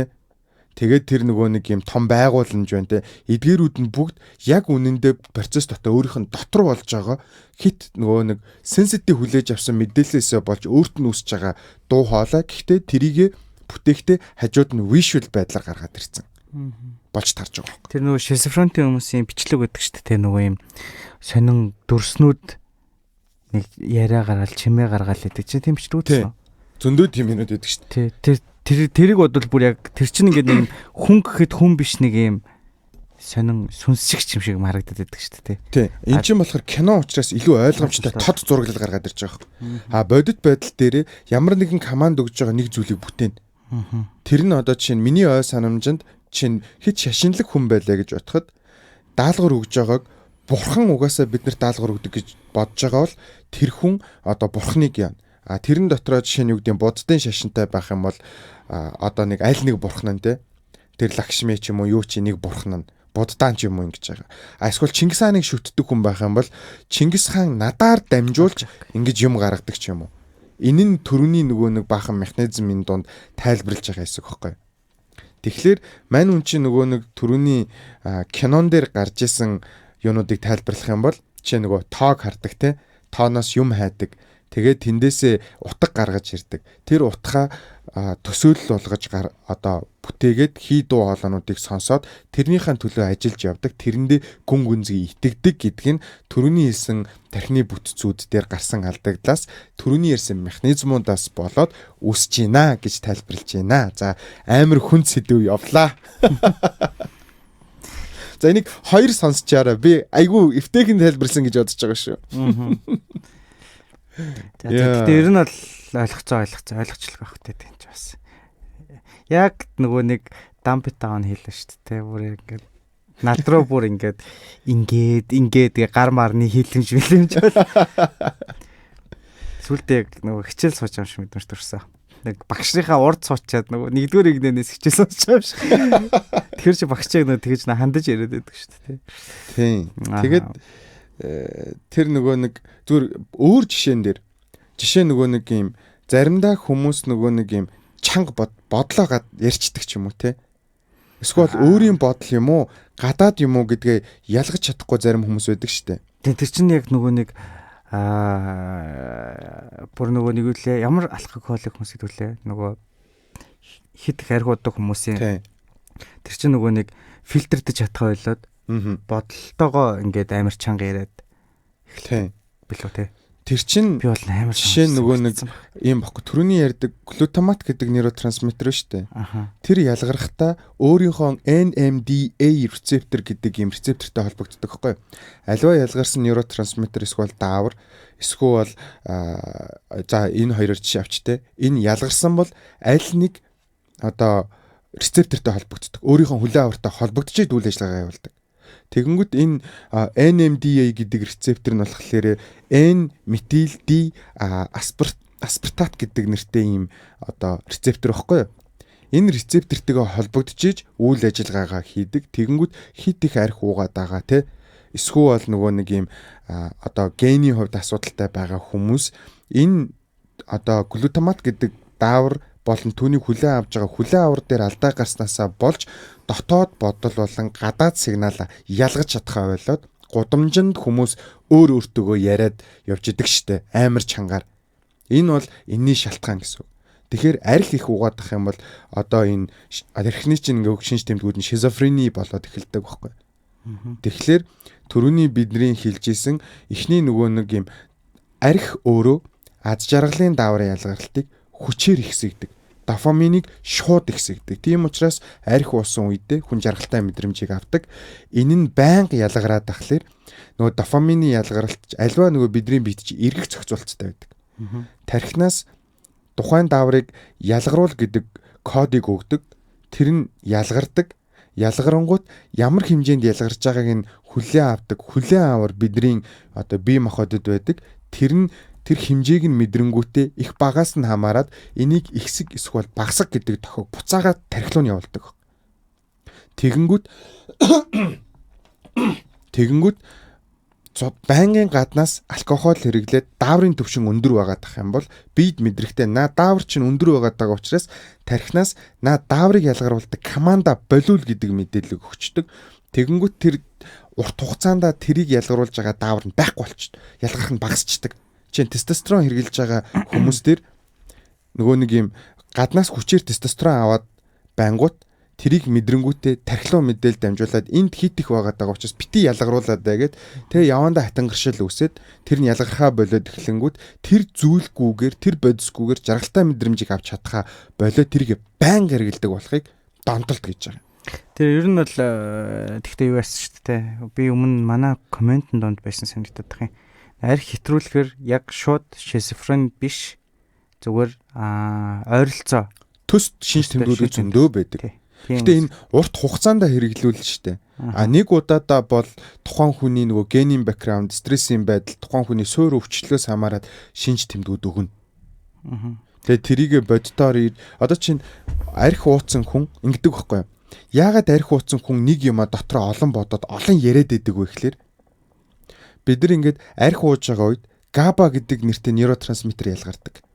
Энэ нейротрансмиттер нь яадаг вэ гэхээр бид нар аливаа тархинд мэдээлэл хэвийн дамжихын тулд одоо ингээд нэг мэдрэлээсээс нөгөө мэдрэлээс рүү мэдээлэл хэвийн дамжиж тухайн зүйлийг бодно, тухайн зүйлийг зөв боловсруулна тэгээ ярина штэ. Тэнгүүт GABA гэдэг нейротрансмиттер нь нэг мэдрэлээсээс нөгөө мэдрэлээс рүү мэдээлэл дамжиж байгаа тэр зайд нь очиж суучдаг байхгүй. Тэнгүүт мэдээлэл дамжилт нь удаашрчдаг. Тэгэнгүүт би нөгөө нэг юм мэдээлэл асар удаан дамжаад байгаа учраас чиний сонссон асуултыг сонсчоод би хариулсан гэдгээ ойлгохгүйгээр олон дахин яриад байдаг байхгүй. Тэгээд тэр нь бүр хэтэрхээр мэдээлэл дамжилт нь бүр багасгаар blackout буюу тасрах механизм болдог. Зүбстэй. Тий, угаас өмнө хэдүүлээ ярьсан баха. Тий. За амар хүн сэдв ярьлаа тий. За одоо чиний нэг сэдв рүү чараа. Чи амтан ярина гэж хэлсэн. Одоо юу за амтнаар дуусгач. За үгүй яхаа амтан гэж за тийм ээ. Юу яасан? Би нэг бичлэг үзээд бас. За. Тэгээд ер нь нөгөө кинонууд байдаг шүү дээ. Ингээд хүмүүс жижигэрчдэг кинонууд. Тий. За ер нь нэг жижигэрсэн кинонууд шүү дээ. Одоо нөгөө нэг Тэгэнгუთ тийм үед чинь шоргоолч жижигхан болчвол шоргоолж ус яаж аврах вэ гэж бодонгууд юм уншицсан мэдсэн хүн чинь нэг өөрийнх нэг аргатай хэвчтэй шүү дээ. Тэгэнгუთ нэрэ жижигэрчил яах вэ те. Тэгэнгუთ нэг кинон дээр Google-тэн дээр хаа. Шоргоолчны ингээ алангуудаа ингээд тэр одоо гарч байгаа шиг нэг биендээ төрчихдөг байхгүй. Тэнгуут нөгөө үнрээр босож шоргоолчнууд юу яагаад энэ үнрээр танингуудаа энэ яг манай тал ингээ үлдээдэг байхгүй юу. Тэг яг энэтэй холбоотой би нэг бичлэг үзсэн. Тэр нь яадаг вэ гэхээр Lassus orientalis гэдэг төрлийн шоргоолч, Lassus flavus гэдэг төрлийн одоо шоргоолчны үрийг эзэлж байгаа бичлэг байхгүй. Тэрэн дээр хатан нэг юм шоргоолч нь нэг жижиг шоргоолж налаад өөртөө үнэрийн шингээгээд колони руу н орчиж байгаа. Тэгэхээр ингээ маатал ингээд. Тэгэнгуутаа нөгөө яг колонийхан хатан шоргоолж руу өөр шингэн цацчихж байгаа. Өөр үнэртэй. Тэнгууд колонийхан шоргоолчууд нөгөө дайсаа ороод ирлээ бүгдээрээ тэрийг нь барьж идээд алаад. Тэнгууд нь оронд нь хатан болонгуутаа нөгөө колонийхан ингээ шоргоолжууд нь ингээд өгөхөд эхлэнгуут хойноос нь өөрийнх нь колонийхан шоргоолжууд нь өндг нь гарч томроо. Энэ ихтэй кино юм уу бодит. Оо вау. Тэгээд ингээд колон эзэлдэг нэг юм бичлэг байдаг байхгүй юу? За. Тэгээд энэ ер нь шоргоолчны үнэр ер нь чухал юм байна гэд ботчоод би яг тэрний тухай ингээд хайлт хийгээд тэгсэн чинь бүр яг ийм сэдв орж ирсэн. Шоргоолж одоо энэ нөгөө нэг биднээс шалтгаалаад шоргоолчны одоо нөгөө нэг колонуудад өөрчлөлт их гараад байна. Яагаад вэ гэхээр шоргоолчинд үнэр бол маш чухал байт юм байна. Тэгээд ихээр шоргоолж болгон тэр өөрийнхөө үнрээр юм нэг гişүнчлийн тэмдэгтэй болчтой юм байна. Хайдрокарбон буюу хайдрокарбон. Тийм. За хайдрокарбон нэг төрлийн юм. Тэгээд юм доктортой алкануудаар ингээд нэг юм өөрийн гэсэн үнэртэй болоод колон борт өөрийн гэсэн өрмөц алканууд байдаг. За тэгэнгუთ энэ алкан болохоор нэг озонтой амар амархан уралд орт юм байна л да. За. Тэнгууд нь одоо энэ машинаас үйлдвэрээс янз янзын гарч байгаа хүний үйл ажиллагаанаас хамааралтай байгаа шүү дээ. Тэгээ агаар бохирдуулж байгаа. Тэгэнгუთ хөдөө орон нутагт жишээлбэл нэг 10 ppb буюу parts per billion. Хотод болохоор 30-аас 200 байт юм байна. Тэгэхээр энэ дээр судалгаа хийсэн байна. Тэгээд озоны өндөр агаалгын шоргоолчны үнэрийн одоо шоргоолчны үнэр одоо өөрөөсөө гар үсэг гэсэн шүү дээ. Энийг нь өөрчлөөд колонд нь буцаж ирэхэд бусад нь ингээд танихгүй төрөмгөө олж байгааг шалгах гад судалгааных нь нэг юм зохиогч Нан Чижан гэдэг хүн ингээд судалгаа хийсэн юм байна. Энэ дээр. Тэгсэн чинь яасан бэ гэхээр зааж би энэ дээр нэг юм зураг байгаа. За ийм яг 100 ppb-тэй орчинд шоргоолжуудыг нэг 5 6 төрлийн шоргоолжууд дээр хийсэн чинь юунаасаа болоод энэ одоо энэ бохирдлоосоо болоод шоргоолчнууд хоорондоо биенийгээ таних байлаад колонных нь юунаасаа болоод одоо тэр нөгөө нэг бүгд өөр нэгс нэг үнэртэй болсон байна шүү дээ. Тэнгууд нь бохирдлоос болоод хөрсний бохирдол ямар нэгэн бохирдлоос машины ч юм уу юуны ч юм уу. Тэнгууд одоо эднэр маань биенийгээ танихаа болдог ч юм уу. Тэгээ колондных нь behavior буюу шинж тэмдэг чанарууд нь өөрчлөгддөг ч юм уу. Иймэрхүү одоо нэг юм судалгаа хийсэн байлээ л дээ. Би энийг ерөнхийдөө нэг жоохон дэлгэрүүлээд ярьчихдээ мөг гэдгсэн чинь ингээд. Үгүй ярьчих л та. Гэсэн. Тийм ярьчих л дээ.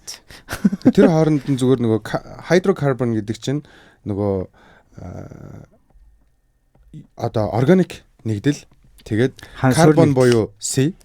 За хайдрожен буюу одоо нөгөө ус төрөгч хоёроос бүрдэж байгаа. Тэгээд нөгөө нэг томьёоноос хамаарат нөгөө бүтцээс хамаарат өөр бидний нөгөө түрүүний хэлдэг алканис, алкинис, алканис ч юм уу тий. Сайкло алканис ч юм уу гэдэг өөр бүтцүүдтэй болоо явж байгаа. За тэрийг ингээд хальт зүгээр завсарлах хооронд нь ярьчих. За тэгээд энэ Max Planck Institute for Chemical Ecology судлаачдын хийсэн шинэ судалгаагаар хүний үйл ажиллагаанаас хамаарат ер нь шоргоолжны одоо нийгэм ер нь эвдрэх болцсошгүй болчихжээ. Тэгээд энэ зөвхөн бидний энэ бохирдол амьтад биш энэ шавжны үйл ажиллагаа одоо нэг юм экосистемийг гэмтээгээд байна. Тэгээд шоргоолч чинь өөрөө байгальд за би чамаас шоргоолч ер нь байгальд ямар хэрэгтэй? За жижиг нөгөө нэг энэ одоо юу гэдэг амтны сэг зэмийг одоо идэж дуусгах Ааха. За ер нь юу л юм байна. Ерөнхийдөө хүмүүсийн мэддгээр бол хөрсний одоо эрүүл мэд гэх юм уу? Тийм. Эрүүлжүүлдэг. Ааха. За тэгээд ер нь бол байгалийн pest controller буюу ингээд бусад те нөгөө байгальд хортой амьтдыг одоо ийддэг ч юм уу багасдаг ч юм уу те. Тэгээд бас дээр нь ургамал ургахад нөлөө үзүүлдэг юм байна. За. Сайн ургахад. Тэгэхээр ингээд шоргоолч маань өөрөө байгалийн айгүй экосистемийн чухал гишүүн болчихлоо шүү дээ. Гисэн чинь одоо хот газар ч гэдэг юм уу ямар нэгэн бохирдолтой газрууд дээрээс энэ шоргоолжууд маань яах нь гэхээр нөгөө биенийгээ устгаад ингээд экосистем нь алдагдаад байгаа нь шүү дээ. За тэгэхээр хамгийн том энэ нөгөө нэг гимтэйгээд байгаа шинж чанар нь ерөөсөө л хоорондоо колон дотроо ингээд хоёр хуваагдал. Ерөөсөө алцаад байна гэсэн үг байхгүй. Тэгээ энэ судалгааг яаж хийсэн гэхээр 100 ppb дээр шоргоолжуудыг оруулангуудаа энэ 3 өнгөөр тэмдэглэсэн байгаа. Саарл бол ямар улаан бол яг уу. Тэгээ улаан нь болохоор ийм агрессив байдлыг илэрхийлээд саарл нь болохоор ягч хоорондоо ингээ өнгөрдөг юм уу. Тэгээд нэг өнгөнөөс нь болохоор биенийгээ таних болчдөг байсан. Агрессив биш ч гэсэн. Тэгэнгუთ 100 ppb дээр 100 ppb би сая нөгөө хэлсэн шүү дээ. Хотын агаарт 30-аас 200 хүртэл байдаг. Хөдөө бол яг 10-тай байдаг. Нөгөө нэг parts per billion озоных нь. Тэгэхэд хотод байгаа шоргоолжууд яах вэ гэхээр шоргоолжны өрнүүд 200 гэдэг чинь магадлалаар бол ерөөсөө л колон дотор ингээ хоорондоо биенийг устгаад байна л гэсэн үг. Тэгээ дээр манай би хоёлынгийн өмнөх дугаараар ярьсан шүү дээ. Хичнээн нөгөө нэг хөрсний бохирдол, агарын бохирдол хотод байгаа илээ. Тийм. За тэгээд ерөнхийдөө энэтэй холбоотой сонирхолтой фактууд гэх юм бол шоргоолж бол ер нь бол фермер гэж нэрлэдэг. Тэгээд зарим шоргоолж афид гэдэг шавжийг малдаг гэж үздэн байна. За тэгээд тэр афидыг нь хамгаалаад оронд нь чихэрлэг шүс буюу honey dew авдаг. За дээр нь дэлхий дээрх шоргоолчны нийт чинь болохоор 2022 онд хийсэн судалгаагаар дэлхийд нийт ойролцоогоор 20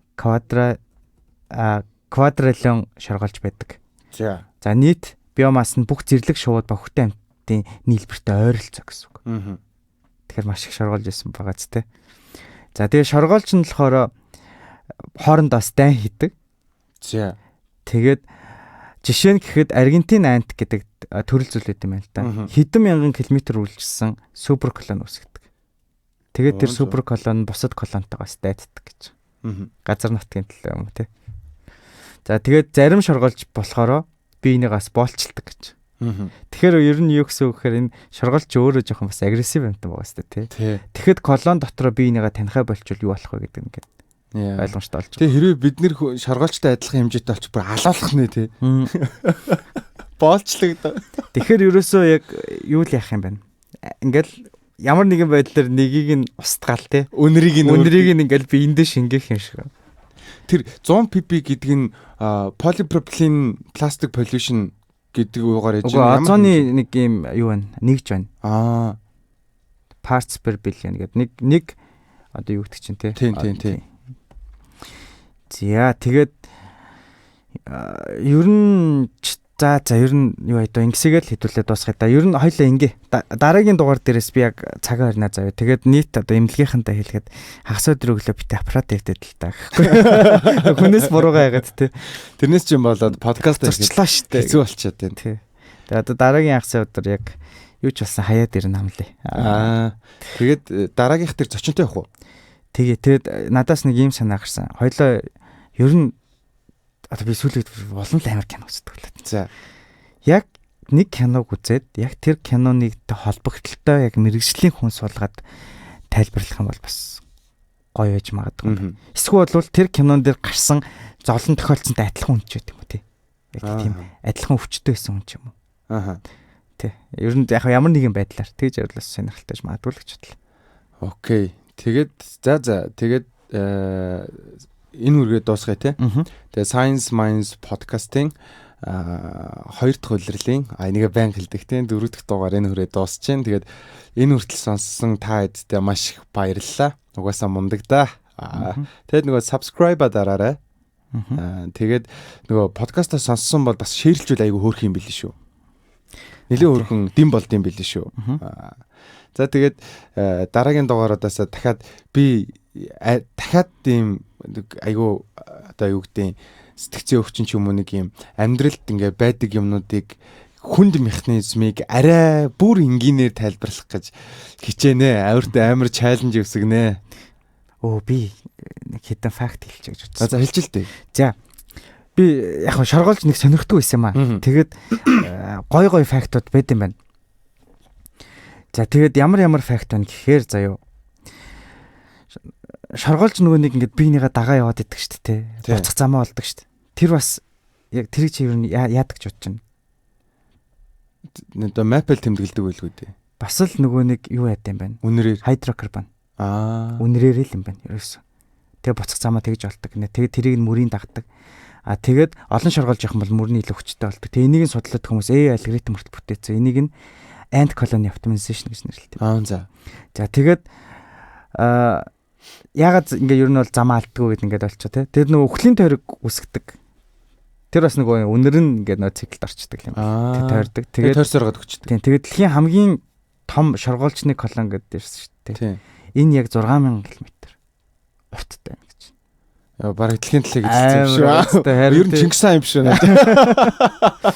Тэгээд уншсан чинь шавж ер нь бас маш сонирхолтой сэдв байна гэж бодсон. Тэгээд яг юм шавж маш сайн мэддэг хүнтэй ярих юм бол надаа нэг хүн байгаа.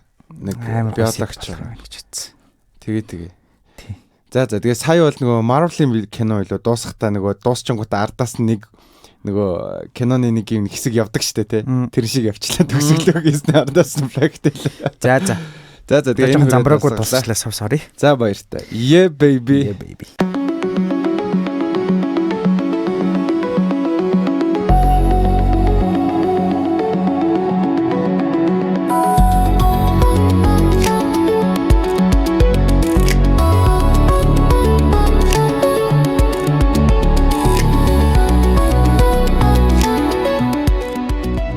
Leta Music Podcast Room үзүүлж байна.